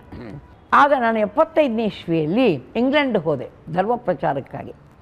ಹೋದ ಸನ್ನಿವೇಶದಲ್ಲಿ ಅಲ್ಲಿ ಇದ್ದಂಥ ಅನೇಕ ಸಂಸ್ಥೆಗಳನ್ನು, ಚರ್ಚ್ಗಳನ್ನು ಎಲ್ಲವನ್ನು ನೋಡಿದೆ. ಆಗ ಬುದ್ಧ, ಗೌತಮ ಬುದ್ಧನ ಧರ್ಮ ನಿಮಗೆ ಬುದ್ಧ ಏನು ಹೇಳ್ದ ಅಂದರೆ, ಆನಂದ ಕೇಳ್ತಾನೆ, ಗುರುವೇ ನಮಗೆ ಮಾರ್ಗದರ್ಶನ ಮಾಡೋರು ಯಾರು? ಆವಾಗ ಅವ್ರು ಹೇಳ್ತಾರೆ, ನಿಮ್ಮ ಅರಿವೇ ನಿಮಗೆ ಗುರು, ಆದ್ದರಿಂದ ನೀವು ಚಿಂತೆ ಮಾಡಬೇಡಿ, ಆಮೇಲೆ ನನ್ನನ್ನು ಮೂರ್ತೀಕರಿಸಬೇಡ್ರಿ ಅಂತ. ಆದರೆ ಬೌದ್ಧ ಧರ್ಮ ಪ್ರಚಾರಕ್ಕಾಗಿ ಅವರು ಅನಿವಾರ್ಯವಾಗಿ ಬುದ್ಧನ ಮೂರ್ತಿಯನ್ನು ಜಗತ್ತಿನಲ್ಲಿ ದೊಡ್ಡ ದೊಡ್ಡ ಮೂರ್ತಿಗಳನ್ನು ಮಾಡಿದರು. ನಮಗನ್ನಿಸ್ತು, ಆಮೇಲೆ ಅದೆಲ್ಲ ಸ್ಟಡಿ ಮಾಡ್ಕೊಂಡು ಬಂದಮೇಲೆ ನಮಗನ್ನಿಸ್ತು, ಜನಗಳಿಗೆ ಏನಾದರೂ ಒಂದು ಆಬ್ಜೆಕ್ಟ್ ಆಫ್ ವರ್ಷಿಪ್ ಬೇಕು. ಇವ್ರು ಏನು ಮಾಡ್ತಾ ಇದ್ದಾರೆ, ಯಾವುದು ಇಷ್ಟಲಿಂಗ ಒಂದೇ ಸಾಲದು ಅಂತ ಹೇಳಿ ಮತ್ತೆಲ್ಲ ದೇವತೆಗಳಿಗೆ ಹೋಗ್ತಾ ಇದ್ದಾರೆ, ಎಲ್ಲ ಮಾರ್ಗಕ್ಕೆ ಹೋಗ್ತಾ ಇದ್ದಾರೆ ಅಂತ ತಿಳ್ಕೊಂಡು ನಾವು ಸಿದ್ದರಾಮೇಶ್ವರರ ವಚನವನ್ನು ಓದಿದಾಗ ಅವ್ರು ಹೇಳ್ತಾರೆ, ಬಸವನ ಮೂರ್ತಿಯೇ ಧ್ಯಾನಕ್ಕೆ ಮೂಲ, ಬಸವನ ಕೀರ್ತಿಯೇ ಜ್ಞಾನಕ್ಕೆ ಮೂಲ ಅಂತ ಹೇಳಿ ಅಂದಾಗ, ಆಮೇಲೆ ಮಡಿವಾಳ ಮಾಚಿದೇವರು ಹೇಳ್ತಾರೆ, ನಿನ್ನ ಮೂರ್ತೀಕರಿಸುವೆನಯ್ಯ ಬಸವಣ್ಣ ಅಂಥೇಳಿ ಒಂದು ವಚನದಲ್ಲಿ ಹಾಡಿದ್ದಾರೆ. ಆದ್ದರಿಂದ ಅನಿವಾರ್ಯವಾಗಿ ನಾವು ಗುರುಲಿಂಗ ಜಂಗಮ ಪೂಜೆಗೆ ಬಸವಣ್ಣವರು ನಮ್ಗೆ ಅವಕಾಶ ಕೊಟ್ಟಿದ್ದಕ್ಕಾಗಿ ಆ ಗುರುಸ್ಥಾನದಲ್ಲಿ ಬಸವಣ್ಣನವರ ಮೂರ್ತಿಯನ್ನು ಮಾಡಿದ್ದೇವೆ. ಆದ್ರೆ ಎಲ್ಲೋ ಒಂದು ಕಡೆ ನಿಮ್ದು ಡ್ಯುಯಲ್ ಮೈಂಡ್ ಅನ್ಸಲ್ವಾ? ಒಂದು ಕಡೆಯಿಂದ ಮೂಢನಂಬಿಕೆಯನ್ನು ವಿರೋಧಿಸ್ತೀರಿ, ಮೂಢನಂಬಿಕೆಯ ಪ್ರತಿರೂಪ ಅಂದ್ರೆ ಮೂರ್ತಿ ಪೂಜೆ, ಮೂರ್ತಿ ಪೂಜೆಯನ್ನು ಧಿಕ್ಕರಿಸ್ತಿದ್ರಿ ನೀವು. ಆದ್ರೆ ಇನ್ನೊಂದು ಕಡೆಯಿಂದ ಮೂರ್ತಿ ಪೂಜೆಗೆ ನೀವೇ ಒಪ್ಪಿತರಾಗ್ತಾ ಇದ್ದೀರಾ? ಇಲ್ಲ, ಮೂರ್ತಿ ಪೂಜೆಯಲ್ಲಿ 7 ಹಂತಗಳು ಬರ್ತಾವೆ. ಮೊದಲನೇದು ಪೌರಾಣಿಕ ದೇವತೆಗಳ ಪೂಜೆ, ಅಂದರೆ ಕಾಲ್ಪನಿಕ ದೇವತೆಗಳು. ಈಗ ನಾವು ಎಷ್ಟು ದೇವತೆಗಳನ್ನು ಮೋಡಕ್ಕೊಬ್ಬ ದೇವರು, ನೀರಿಗೊಬ್ಬ ದೇವರು, ಮರಕ್ಕೊಬ್ಬ ದೇವರು ಎಲ್ಲ ಕಲ್ಪಿಸ್ಕೊಂಡು ಹೇಳ್ತಾ ಇದ್ದಾರೆ. ಆಮೇಲೆ ಅದಾದ ನಂತರ ಈ ಪಂಚಭೂತಗಳ ಪೂಜೆ ಶುರು ಮಾಡಿದರು. ಗಿಡ ಪೂಜೆ ಮಾಡೋದು, ಮರ ಪೂಜೆ ಮಾಡೋದು, ಇವೆಲ್ಲ ತುಳಸಿ ಪೂಜೆ ಮಾಡೋದು ಇವೆಲ್ಲ. ಆಮೇಲೆ ಪ್ರಾಣಿ ಪೂಜೆಯನ್ನು ಮಾಡಿದರು, ನಾಗರ ಮುಂತಾದ್ದನ್ನು. ನಂತರ ಇವರು ಅನೇಕ ರೀತಿಯಲ್ಲಿ ದೆವ್ವಭೂತಗಳ ಪೂಜೆಯನ್ನು ಕೂಡ ಭೂತಾರಾಧನೆಯನ್ನು ಮಾಡಿದರು. ಇವೆಲ್ಲವನ್ನು ನಿರಾಕರಿಸಿ ನಾವು 2 ಮಾತ್ರ ಒಪ್ಕೊಳ್ತೀವಿ. ಒಂದು, ಗುರುಸ್ಥಾನದಲ್ಲಿ ಇರುವಂಥ ಮಹಾಪುರುಷರು, ಬೌದ್ಧರಿಗೆ ಬುದ್ಧ, ಜೈನರಿಗೆ ಮಹಾವೀರ, ಅದೇ ರೀತಿ ನಮಗೆ ಬಸವಣ್ಣ. ಹಾಗಾದ್ರೆ ನೀವೀಗ ಮೂರ್ತಿ ಪೂಜೆಗೆ ಒಪ್ಪಿತರಾಗಿದ್ದೀರಾ ಅಂತ ಆಯ್ತು ಅಲ್ಲಿಗೆ? ಕೇವಲ ಬಸವಣ್ಣವ್ರ ಮೂರ್ತಿ, ಬೇರೆ ಯಾವುದು ಮಾಡಲ್ಲ. ಎಸ್, ಈಗ ಸಾಕಷ್ಟು ವಿಚಾರ ಮತ್ತೆ ಚರ್ಚೆ ಮಾಡುವ. ಈಗಾಗಲೇ ಮಾತಾ ಮಹಾದೇವಿ ಅವರು ನಮ್ಮೊಂದಿಗೆ ಸಾಕಷ್ಟು ವಿಚಾರಗಳನ್ನು ಮುಕ್ತವಾಗಿ ಹಂಚಿಕೊಳ್ತಾ ಇದ್ರು. ಜೊತೆಗೆ ಇತ್ತೀಚೆಗೆ ಇರುವಂಥ ಮತ್ತೊಂದು ಆರೋಪ ಅಂದರೆ ಇದರಲ್ಲಿ ಏನೋ ಒಂದು ರಾಜಕೀಯ ಬೆರೆತಿದೆ, ಈ ಒಂದು ಪ್ರತ್ಯೇಕ ಧರ್ಮವನ್ನು ಕೇಳೋದ್ರಲ್ಲಿ ರಾಜಕೀಯ ಹಿನ್ನೆಲೆ ಕೂಡ ಇದೆ ಅಂತೇಳಿ. ಅದು ನಿಜವಾಗ್ಲೂ ಹೌದಾ? ಇವೆಲ್ಲವನ್ನು ಕೂಡ ಅವ್ರನ್ನ ಪ್ರಶ್ನೆ ಮಾಡೋಣ. ಅದಕ್ಕೂ ಮುನ್ನ ಧರ್ಮ ಯಾವುದಯ್ಯ ವಿಶೇಷ ಚರ್ಚಾ ಕಾರ್ಯಕ್ರಮದಲ್ಲಿ ಒಂದು ಚಿಕ್ಕ ಬ್ರೇಕ್. ವಿರಾಮದ ನಂತರ ಧರ್ಮ ಯಾವುದಯ್ಯ ವಿಶೇಷ ಸಂವಾದ ಕಾರ್ಯಕ್ರಮಕ್ಕೆ ಮತ್ತೊಮ್ಮೆ ಸ್ವಾಗತ. ಈಗಾಗಲೇ ಮಾತಾಜಿ ಸಾಕಷ್ಟು ವಿಚಾರಗಳನ್ನು ನಮ್ಮೊಂದಿಗೆ ಹಂಚಿಕೊಳ್ತಾ ಇದ್ರು, ನಮ್ಮ ಪ್ರಶ್ನೆಗಳಿಗೆ ಉತ್ತರವನ್ನು ಕೂಡ ಹೇಳ್ತಾ ಇದ್ರು. ಅದರಲ್ಲಿರುವಂಥ ಮತ್ತೊಂದು ಪ್ರಮುಖ ಪ್ರಶ್ನೆ ಅಂದರೆ, ಈ ಪ್ರತ್ಯೇಕ ಧರ್ಮದ ವಿಚಾರ ಇತ್ತೀಚಿನ ದಿನಗಳಲ್ಲಿ ಜಾಸ್ತಿ ಮುನ್ನೆಲೆಗೆ ಬರ್ತಾ ಇದೆ. ಈ ಕಾರಣಕ್ಕಾಗಿ ಇದರಲ್ಲಿ ಏನಾದರೂ ರಾಜಕೀಯ ತಂತ್ರ ಅಡಗಿದೆಯಾ, ವೈಯಕ್ತಿಕ ಹಿತಾಸಕ್ತಿ ಅಡಗಿದೆಯಾ? ಇದೆಲ್ಲವೂ ಕೂಡ ಸಾರ್ವಜನಿಕರ ಪ್ರಶ್ನೆ, ಸ್ವತಃ ಲಿಂಗಾಯತ ಜಾತಿಯಲ್ಲಿರುವಂಥ ಜನರ ಪ್ರಶ್ನೆ ಕೂಡ ಇದಾಗಿದೆ. ಇದಕ್ಕೆ ಮಾತಾಜಿ ಹತ್ರ ನಾವು ಉತ್ತರವನ್ನು ಪಡೆದುಕೊಳ್ತಾ ಹೋಗುವ. ಮಾತಾಜಿ, ಈಗಾಗಲೇ ಇದರಲ್ಲಿ ರಾಜಕೀಯ ತಂತ್ರ ಇದೆಯಾ ಅಂತ ಒಂದಷ್ಟು ಪ್ರಶ್ನೆಗಳು ಕೂಡ ಇದೆ. ಎಲ್ಲೋ ಒಂದು ಕಡೆ ನಿಮ್ಮಲ್ಲಿ ಇದರಲ್ಲಿ ಅಂದರೆ ಪ್ರತ್ಯೇಕ ಧರ್ಮ ಬೇಡಿಕೆ ಏನಿಟ್ಟಿದ್ದೀರಾ, ಇದರಲ್ಲಿ ವೈಯಕ್ತಿಕ ಹಿತಾಸಕ್ತಿ ಅಡಗಿದೆ ಅನಿಸ್ತಿದೆಯಲ್ಲ? ಇದು ಒಂದನೇದಾಗಿ ಇದರಲ್ಲಿ ರಾಜಕೀಯ ಯಾವುದೂ ಇಲ್ಲ. ಯಾಕಂದರೆ ನಾವು ಈಗ ಸುಮಾರು 5 ವರ್ಷಗಳಿಂದಲೂ ಕೂಡ ನಮ್ಮ ಸರ್ಕಾರಕ್ಕೆ ಮನವಿಯನ್ನು ಸಲ್ಲಿಸ್ತಾನೇ ಬಂದಿದ್ದೀವಿ. ಮಾನ್ಯತೆಯನ್ನು ಶಿಫಾರಸು ಮಾಡಿ ಲಿಂಗಾಯತ ಧರ್ಮ ಸ್ವತಂತ್ರ ಧರ್ಮ ಅಂತ ಹೇಳಿ ಕ್ಯಾಬಿನೆಟ್ನಲ್ಲಿ ಅಪ್ರೂವ್ ಮಾಡಿ ಕಳಿಸಿ ಅಂತ ಹೇಳ್ತಾನೇ ಇದ್ದೀವಿ. ಅದರಿಂದ ಇದು ಹಳೆಯ ವಿಷಯ. ಆಮೇಲೆ ಇದ್ದಕ್ಕಿದ್ದ ಹಾಗೆ ಸಿದ್ದರಾಮಯ್ಯನವರು ಇತ್ತೀಚೆಗೆ ವೀರಶೈವ ಮಹಾಸಭಾದವರು ಒಂದು ಸನ್ಮಾನವನ್ನು ಏರ್ಪಡಿಸಿದಂಥ ಸನ್ನಿವೇಶದಲ್ಲಿ ಅವರು ಹೇಳಿದರು, ನೀವು ಒಮ್ಮತಕ್ಕೆ ಬಂದು ನನಗೆ ತಿಳಿಸ್ರಿ, ನಾನು ಈ ಶಿಫಾರಸನ್ನು ಕೇಂದ್ರಕ್ಕೆ ಮಾಡ್ತೀನಿ ಅಂದರು. ಆಗ ಅಲ್ಲಿ ಕೂತಿದ್ದಂಥ ಈಶ್ವರ್ ಖಂಡ್ರೆ ಎನ್ನುವಂಥ ವ್ಯಕ್ತಿ ಸಚಿವರು ಅವರು ವೀರಶೈವ ಲಿಂಗಾಯತ ಅಂತ ಹೇಳಿ ನೀವು ಮಾಡಿ ಶಿಫಾರಸು ಅಂತ ಹೇಳಿ ಅವರು ಹೇಳಿದರು. ಇದಕ್ಕೋಸ್ಕರ ಈಗ ತೀವ್ರವಾಗ್ತಾ ಇದೆ ಹೋರಾಟ. ಯಾಕಂದರೆ ವೀರಶೈವ ಲಿಂಗಾಯತ ಅನ್ನೋ ಪದವನ್ನು ನಾವು ಬಳಸೋದಿಲ್ಲ, ಬಳಸ್ಕೊಡ್ದು. ಆದ್ದರಿಂದ ನಾವು ಮುಖ್ಯಮಂತ್ರಿಗಳಿಗೆ ಎಲ್ಲ ತಿಳಿಸ್ತಿರೋದೇನು ಅಂದರೆ, ನೀವು ವೀರಶೈವರಿಗೆ ಪ್ರತ್ಯೇಕ ಸ್ಥಾನ ಕೊಡೋದಾದರೆ ಅವರಲ್ಲಿ ಅಂಥ ಸಾಮರ್ಥ್ಯ ಇದ್ದು, ಸಾಹಿತ್ಯ ಇದ್ದು, ಗುರು ಇದ್ದು ಕೊಡ್ರಿ. ಆದರೆ ಲಿಂಗಾಯತಕ್ಕೆ ತಗಲು ಹಾಕ್ಕೋಬೇಡಿ. ಆದ್ದರಿಂದ ಲಿಂಗಾಯತ ಅನ್ನೋದು ಸ್ವತಂತ್ರ ಧರ್ಮ, ಇದನ್ನು ನೀವು ಅರ್ಥ ಮಾಡಿಕೊಂಡು ಶಿಫಾರಸು ಮಾಡಿ ಅಂತ ತಿಳ್ಕೊಂಡು ನಾವು ಆಗ್ರಹಿಸಲಿಕ್ಕೆ ಪ್ರಾರಂಭವನ್ನು ಮಾಡಿದ್ದೇವೆ. ಸಿದ್ದರಾಮಯ್ಯನವರಲ್ಲಿ ರಾಜಕೀಯ ತಂತ್ರ ಇದೆ ಅಂತ ಹೇಳಿ ವಿರೋಧಿಗಳು ಹೇಳ್ತಾರೆ. ಅವರು ಈ ಅಕ್ಕ ಮಹಾದೇವಿ ಹೆಸರನ್ನು ಮಹಿಳಾ ವಿಶ್ವವಿದ್ಯಾಲಯಕ್ಕೆ ಇಟ್ಟರು. ಬಸವಣ್ಣನವರ ಒಂದು ಭಾವಚಿತ್ರ ಎಲ್ಲ ಕಚೇರಿ ಬರಲಿ ಮಹಾರಾಷ್ಟ್ರದವರು ಮೊದಲೇ ಮಾಡಿದರು, ಇವರು ಕರ್ನಾಟಕದವರು ನಂತರ ಇದನ್ನು ಮಾಡಿದರು. ಅಂದಾಗ ಇಂಥ ಒಂದು ದಿಟ್ಟ ನಿರ್ಧಾರವನ್ನು ಅವ್ರು ತಗೊಂಡ್ರು. ಎಲ್ಲೋ ಒಂದು ಕಡೆ ಈ ಲಿಂಗಾಯತ ಜಾತಿ ಅನ್ನುವಂಥದ್ದು ಅಥವಾ ಲಿಂಗಾಯತ ಸಮುದಾಯದಲ್ಲಿ ಬರುವವರು BJPಯ ಪ್ರಬಲ ವೋಟ್ ಬ್ಯಾಂಕ್ ಆಗಿದ್ದರು, ಹೆಚ್ಚಿನವರು BJPಯನ್ನು ಫಾಲೋ ಮಾಡ್ತಿದ್ರು. ಆ ಕಾರಣಕ್ಕಾಗಿ ಆ BJPಯ ವೋಟ್ ಬ್ಯಾಂಕನ್ನು ಕಾಂಗ್ರೆಸ್ಗೆ ಟರ್ನ್ ಮಾಡ್ಕೊಳ್ಳಿಕ್ಕೆ ಈ ರೀತಿಯ ತಂತ್ರವನ್ನು ಹೆಣಿತಿದೆ ಅನಿಸ್ತಿದೆಯಾ? ಎಲ್ಲೋ ಒಂದು ಕಡೆ ನಿಮ್ಮನ್ನು ರಾಜಕೀಯ ದಾಳಕ್ಕೆ ರಾಜಕೀಯ ದಾಳವಾಗಿ ಉಪಯೋಗಿಸ್ಕೊಳ್ತಿದ್ರೆ ಅನಿಸ್ತಿದೆಯಾ? ಯಾಕಂದರೆ ಆಮೇಲೆ ನಂತರ ಸ್ಟಾರ್ಟ್ ಆಯಿತು, ಬಸವಣ್ಣನವರ ಫೋಟೋಗಳನ್ನು ಇಡಲಿಕ್ಕೆ ಸ್ಟಾರ್ಟ್ ಮಾಡಿದ್ರು, ಅಕ್ಕಮಹಾದೇವಿಯ ಹೆಸರನ್ನು ಕೂಡ ಇಟ್ಟರು ವಿಶ್ವವಿದ್ಯಾಲಯಕ್ಕೆ. ಸ್ಟೆಪ್ ಬೈ ಸ್ಟೆಪ್ ನೋಡ್ತಾ ಹೋಗೋದಾದರೆ ಎಲ್ಲೋ ಒಂದು ಕಡೆ ಲಿಂಗಾಯತರನ್ನ ಮನವೊಲಿಸಲಿಕ್ಕೆ ಈ ಪ್ರಯತ್ನವನ್ನು ಮಾಡ್ತಿದ್ದಾರೆ, ನಿಮ್ಮನ್ನು ರಾಜಕೀಯ ದಾಳವಾಗಿ ಉಪಯೋಗಿಸ್ಕೊಳ್ತಿದ್ದಾರೆ. ಆದರೆ ನಿಮ್ಗ ಅರಿವಿಗೆ ಅದು ಬರ್ತಿಲ್ಲ ಅನಿಸ್ತಿದೆಯಾ? ಹೇಗೆ? ಇಲ್ಲ, ಅದೆಲ್ಲ ತಪ್ಪು. ಯಾಕಂದರೆ ಅಲ್ಲ, ಈ ಕೆಲಸವನ್ನು ಹಿಂದಿನ ಮುಖ್ಯಮಂತ್ರಿಗಳು ಯಾಕೆ ಮಾಡಬಾರ್ದಾಗಿತ್ತು? ಅವ್ರು ಯಾಕೆ ಅವರಿಗೊಂದು ಖಚಿತತೆ ಇತ್ತು, ಹೇಗಿದ್ರು ಲಿಂಗಾಯತ ಸಮುದಾಯದ ಓಟ್ ನಮಗೆ ಬರುತ್ತೆ, ಮತ್ತೆ ಎಕ್ಸ್ಟ್ರಾ ನಾವು ಮನವೊಲಿಸುವಂತ ಕೆಲಸ ಬೇಡ ಅಂತ. ಈಗ ಒಳ್ಳೆ ಕೆಲಸ ಮಾಡಬೇಕಾದ್ರೆ ಹಿಂದೆ ನಾವು ಎಷ್ಟು ವರ್ಷಗಳಿಂದ ಕೇಳ್ತಾ ಇದ್ದೀವಿ, ಮಹಿಳಾ ವಿಶ್ವವಿದ್ಯಾಲಯ ಒಂದಿದೆ, ಅದಕ್ಕೆ ಅಕ್ಕಮಹಾದೇವಿ ಹೆಸರಿಡಿ ಅಂತ ಹೇಳಿ ಎಷ್ಟು ಕೇಳಿದರೂ ಕೂಡ ಅವ್ರು ಯಾರೂ ಗಮನ ಕೊಡಲಿಲ್ಲ, ಇವ್ರಿಗೆ ಕೊಟ್ಟರು. ಈಗ ಇವರು ಮಾಡ್ತಾ ಇದ್ದಾರೆ ಒಳ್ಳೆ ಕೆಲಸ ಅಂತಂದಾಗ ಅದರಲ್ಲಿ ನಾವು ದುರುದ್ದೇಶನ ಯಾಕೆ ಹುಡುಕಬೇಕು, ರಾಜಕೀಯ ತಂತ್ರ ಯಾಕೆ ಹುಡುಕಬೇಕು? ಅದಕ್ಕಾಗಿ ನಾವು ರಾಜಕೀಯ ದಾಳಗಳೆಲ್ಲ ನಾವು ಯಾರಿಗೆ ಓಟ್ ಹಾಕ್ರಿ, ಯಾವ ಪಕ್ಷನೂ ಅಲ್ಲ, ಯಾರಿಗೆ ಓಟ್ ಹಾಕ್ರಿ ಅಂತ ಅಲ್ಲ. ಈ ಪ್ರಶ್ನೆ ಯಾಕೆ ಬಂತು ಅಂದರೆ, ಈಗ ರಾಜ್ಯ ಸರ್ಕಾರ ಕೇಂದ್ರಕ್ಕೆ ಶಿಫಾರಸು ಮಾಡಿದೆ, ಏನು ಲಿಂಗಾಯತ ಇದು ಪ್ರತ್ಯೇಕ ಧರ್ಮ ಬೇಕು ಅಂತೇಳಿ ಶಿಫಾರಸು ಮಾಡಿದೆ. ಇಲ್ಲಿ ಎಲ್ಲೋ ಒಂದು ಕಡೆ ಇಲ್ಲೂ ಕೂಡ ಗೊತ್ತು ಅವರಿಗೆ, ಕೇಂದ್ರ ಹೇಗೂ ತಿರಸ್ಕರಿಸುತ್ತೆ, ನಾವು ಜಸ್ಟ್ ಒಂದು ಮನವೊಲಿಸುವಂಥ ಪ್ರಯತ್ನವನ್ನು ಮಾಡೋಣ ಅಂತ ಮಾಡಿರಬಹುದಾ ಅನಿಸ್ತಿದೆ ನಿಮಗೆ? ಹೇಗೆ? ಈಗ ರಾಜ್ಯ ಸರ್ಕಾರ ನಿಮ್ಮನ್ನ ಮನವೊಲಿಸಲಿಕ್ಕೆ ಈ ಪ್ರಯತ್ನವನ್ನು ಮಾಡ್ತಿದೆ, ಅವ್ರಿಗೆ ಹೇಗೋ ಗೊತ್ತು ಕೇಂದ್ರ ಸರ್ಕಾರ ನಮ್ಮ ಶಿಫಾರಸನ್ನು ವಾಪಸ್ ಕಳಿಸುತ್ತೆ, ಪ್ರತ್ಯೇಕ ಧರ್ಮಕ್ಕೆ ಆ ಶಿಫಾರಸಿಗೆ ಒಪ್ಪಿಗೆ ಸೂಚಿಸಲ್ಲ, ಸುಮ್ಮನೆ ನಿಮ್ಮನ್ನು ಮನವೊಲಿಸಲಿಕ್ಕೆ ಜಸ್ಟ್ ಒಂದು ಶಿಫಾರಸು ಮಾಡೋಣ ಅಂತ ಮಾಡಿದ್ರೆ ಹೇಗೆ? ಅವರ ಒಂದು ಉದ್ದೇಶ ಏನಿದೆ ಗೊತ್ತಿಲ್ಲ, ನಾವಂತೂ ಆಗ್ರಹಿಸ್ತಾ ಇದ್ದೀವಿ. ನೋಡೋಣ ಮುಂದೆ. ಯಾಕಂದರೆ ನರೇಂದ್ರ ಮೋದಿಯವರು ಕೂಡ ಒಬ್ಬ ವಿಚಾರಶೀಲರು ಅಂತ ಕೇಳಿದ್ದೇವೆ. ಅವರು ಕೇವಲ BJPಯ ವಿಚಾರಗಳಿಗೆ ಬದ್ಧರಾಗಿಲ್ಲ, ಸಾಕಷ್ಟು ಒಳ್ಳೆಯ ವಿಚಾರವನ್ನು ತರ್ತಾ ಇದ್ದಾರೆ ಜಾರಿಗೆ. ಆದ್ದರಿಂದ ನಾವು ಪ್ರಯತ್ನವನ್ನು ಮಾಡ್ತೀವಿ. ನೀವಾಗಲೇ ಕೇಳಿದ್ರಿ ಇದರಲ್ಲಿ ಸ್ವಹಿತಾಸಕ್ತಿ ಅಡಗಿದೆಯಾ ಅಂತ. ಅಂದರೆ ನಮ್ಮ ಯಾರದ್ದು ಸ್ವಹಿತಾಸಕ್ತಿ ಇಲ್ಲ.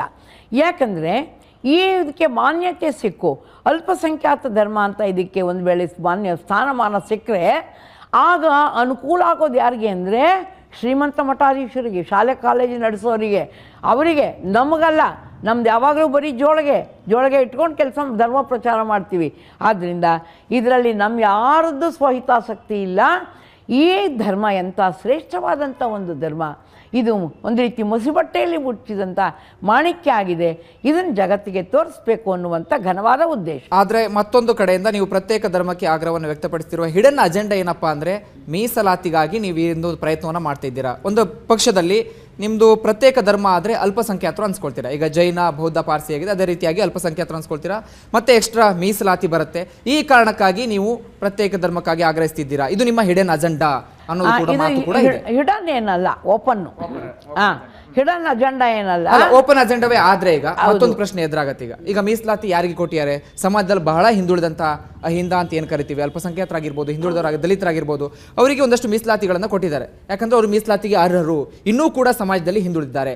ಆದರೆ ನಿಮ್ಮ ಲಿಂಗಾಯತಲ್ಲಿ ನೋಡ್ತಾ ಹೋಗೋದಾದ್ರೆ ಸಾಕಷ್ಟು ಈಗಾಗಲೇ ಅಭಿವೃದ್ಧಿನ ಹೊಂದಿದ್ದೀರಾ. ಎಲ್ಲರೂ ಕೂಡ ಆಲ್ಮೋಸ್ಟ್ ಸಿರಿವಂತರೆ, ಮೇಲ್ನೋಟಕ್ಕೆ ಕಾಣುವಂತೆ ಆಲ್ಮೋಸ್ಟ್ ಸಿರಿವಂತರೆ. ಮತ್ತೆ ನಿಮ್ಗೆ ಯಾಕೆ ಮೀಸಲಾತಿ ಅಗತ್ಯವಿದೆ? ಈ ದಲಿತರಿಗೆ ಕೊಟ್ಟಿರುವಂಥ ಮೀಸಲಾತಿಯನ್ನು ನೀವು ಕಿತ್ಕೊಳ್ತಿದ್ದೀರಾ ಹೇಗೆ? ಇಲ್ಲಿ ಕಿತ್ಕೊಳ್ಳೋ ಪ್ರಶ್ನೆ ಇಲ್ಲ. ಒಂದನೇದಾಗಿ ನಿಮ್ಗೆ ಹೇಳ್ತೀನಿ, ಈಗ ಸಮಾಜದಲ್ಲಿ ಮೇಲ್ವರ್ಗದ ಜನ ಶ್ರೀಮಂತರದ್ದು ಕೆನೆ ಪದರ ಅಂತೀವಲ್ಲ, ಅದು ಸ್ವಲ್ಪವೇ ಇದೆ. ಇವತ್ತು ಹಳ್ಳಿಯಲ್ಲಿರುವಂತಹ ಲಿಂಗಾಯತರು ಎಂಥ ಒಂದು ಸಂಕಷ್ಟದಲ್ಲಿ ಇದ್ದಾರೆ. ಆಮೇಲೆ ನೀವೀಗ ಬರಗಾಲ ಬಂದಿದೆ, ಆ ಬರದ ಏಟು ಉತ್ತರ ಕರ್ನಾಟಕಕ್ಕೆ ಬೀಳ್ತಾ ಇದೆ. ಅಲ್ಲಿಂದ ಪ್ರತಿ ವರ್ಷವೂ ಕೂಡ ಮಂಗಳೂರು ಕಡೆ ಮತ್ತೊಂದು ಗೋವಾ ಕಡೆ ವಲಸೆ ಹೋಗ್ತಾ ಇದ್ದಾರೆ. ಯಾಕಂದರೆ ತಿನ್ನಲಿಕ್ಕೆ ಸಿಗ್ತಾ ಇಲ್ಲ, ಕುಡಿಲಿಕ್ಕೆ ನೀರು ಸಿಗ್ತಾ ಇಲ್ಲ.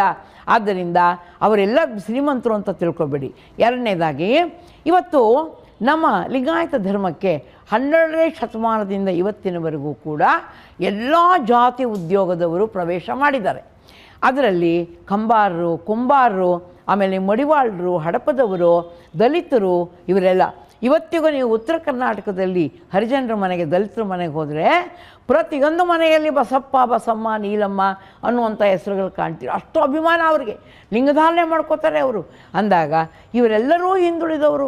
ಆದ್ದರಿಂದ ಲಿಂಗಾಯತರಲ್ಲಿರುವಂಥ ಹಿಂದುಳಿದ ಜಾತಿ ಏನಿದ್ದಾವಲ್ಲ, ಅವರು ಭಾಳ ಸಂಕಷ್ಟದಲ್ಲಿದ್ದಾರೆ.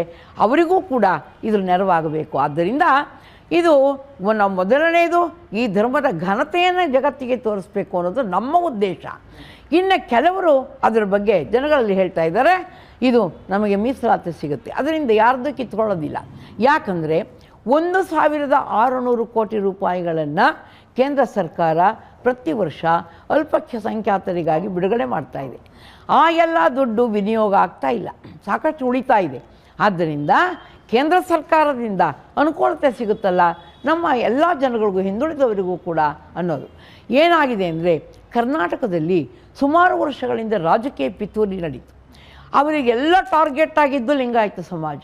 ಆಗ ಅವರೇನು ಮಾಡಿದರು, ಬೇರೆ ಬೇರೆ ಆಯೋಗಗಳನ್ನು ಮಾಡಿ ವರದಿಗಳನ್ನು ತಂದು, ಲಿಂಗಾಯತ ಕುಂಬಾರ ಅಂತ ಬರೆದರೆ ಫಾರ್ವರ್ಡ್, ಹಿಂದೂ ಕುಂಬಾರ ಅಂತ ಬರೆದರೆ ಬ್ಯಾಕ್ವರ್ಡ್, ಲಿಂಗಾಯತ ಹಡಪದ ಅಂತ ಬರೆದರೆ ಫಾರ್ವರ್ಡ್, ಹಿಂದೂ ಹಡಪದ ಅಂತಂದರೆ ಬ್ಯಾಕ್ವರ್ಡ್. ಈ ರೀತಿ ತಂತ್ರವನ್ನು ಮಾಡಿದರು. ಇದರಿಂದ ಪಾಪ ಭಾಳ ಜನ ಇವತ್ತಿಗೂ ಲಿಂಗಧಾರಣೆ ಮಾಡ್ಕೊಂಡು, ಪೂಜೆ ಮಾಡ್ಕೊಂಡು ಶರಣರಾಗಿದ್ದರೂ ಕೂಡ ಪಾಪ ಜಾತಿ ಸೌಲಭ್ಯಕ್ಕಾಗಿ ತಮ್ಮ ಧರ್ಮವನ್ನು ಬಿಟ್ಟು ಜಾತಿಯನ್ನು ಬರಿತಾ ಇದ್ದಾರೆ. ಮತ್ತೆ ಸ್ವಲ್ಪ ನಾನು ರಾಜಕೀಯಕ್ಕೆ ಮತ್ತೆ ಹೊರಡ್ತೇನೆ. ಈಗ ಎಲ್ಲೋ ಒಂದು ಕಡೆ ಜನರಿಗೆ ಅನಿಸುವಂಥದ್ದು ಮತ್ತೆ ಒಂದಷ್ಟು ಪ್ರಶ್ನೆಗಳು ಕೂಡ ಹೇಳ್ತಿದ್ದಾವೆ. ರಾಜ್ಯ ಸರ್ಕಾರದ ಜೊತೆ ನೀವು ಏನೋ ಒಂದು ಕದ್ದು ಒಡಂಬಡಿಕೆಯನ್ನು ಮಾಡ್ಕೊಂಡಿದ್ದೀರಾ, ನೀವು ಶಿಫಾರಸು ಮಾಡಿ ನಮ್ಮ ಓಟ್ ಎಲ್ಲ ನಿಮಗೆ ಬರುತ್ತೆ ಅಂತೇಳಿ. ಈ ರೀತಿ ಏನಾದರೂ ಆಗಿದೆಯಾ? ಏನಾದರೂ ಒಡಂಬಡಿಕೆ ಆಗಿದೆಯಾ? ಒಪ್ಪಂದ ಆಗಿದೆಯಾ? ಇಲ್ಲ, ಇವತ್ತಿನವರೆಗೂ ನಾವು ಯಾರನ್ನೂ ಭೇಟಿ ಮಾಡಿಲ್ಲ.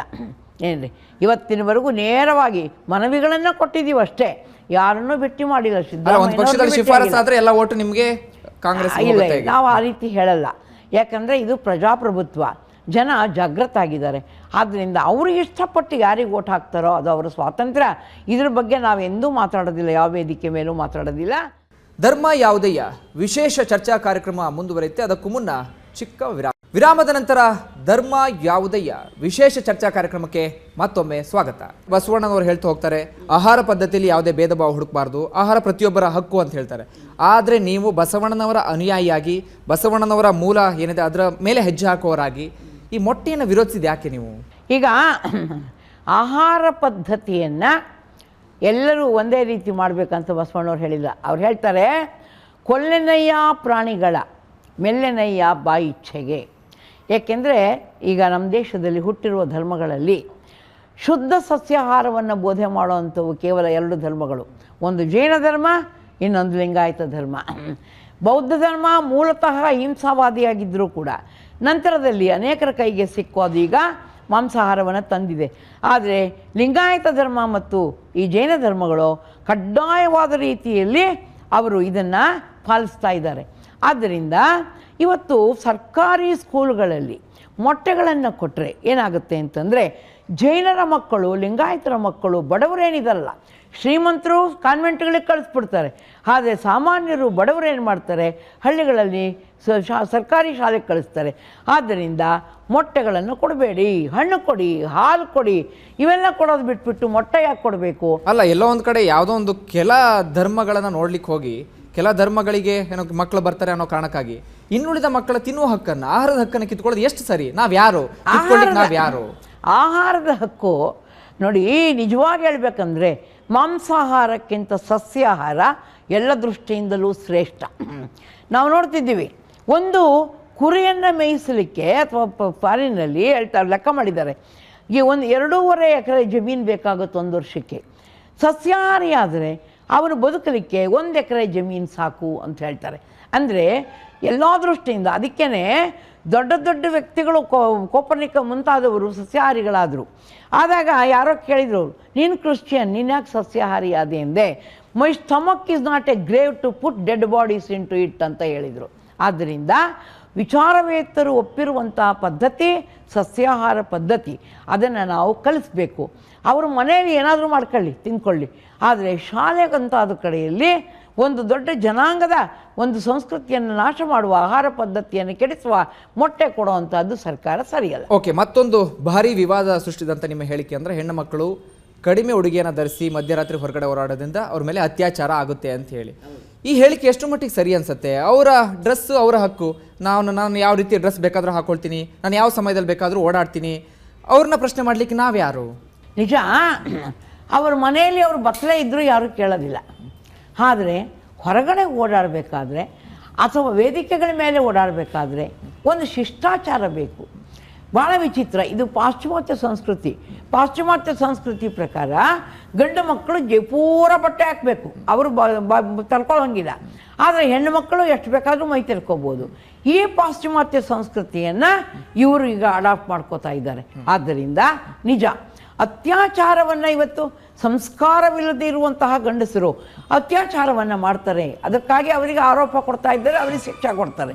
ಆದರೆ ಅವರ ಮನಸ್ಸನ್ನು ಕೆರಳಿಸುವಂತೆ ಇವ್ರು ಯಾಕೆ ಬಟ್ಟೆಗಳು ಹಾಕ್ಕೋಬೇಕು?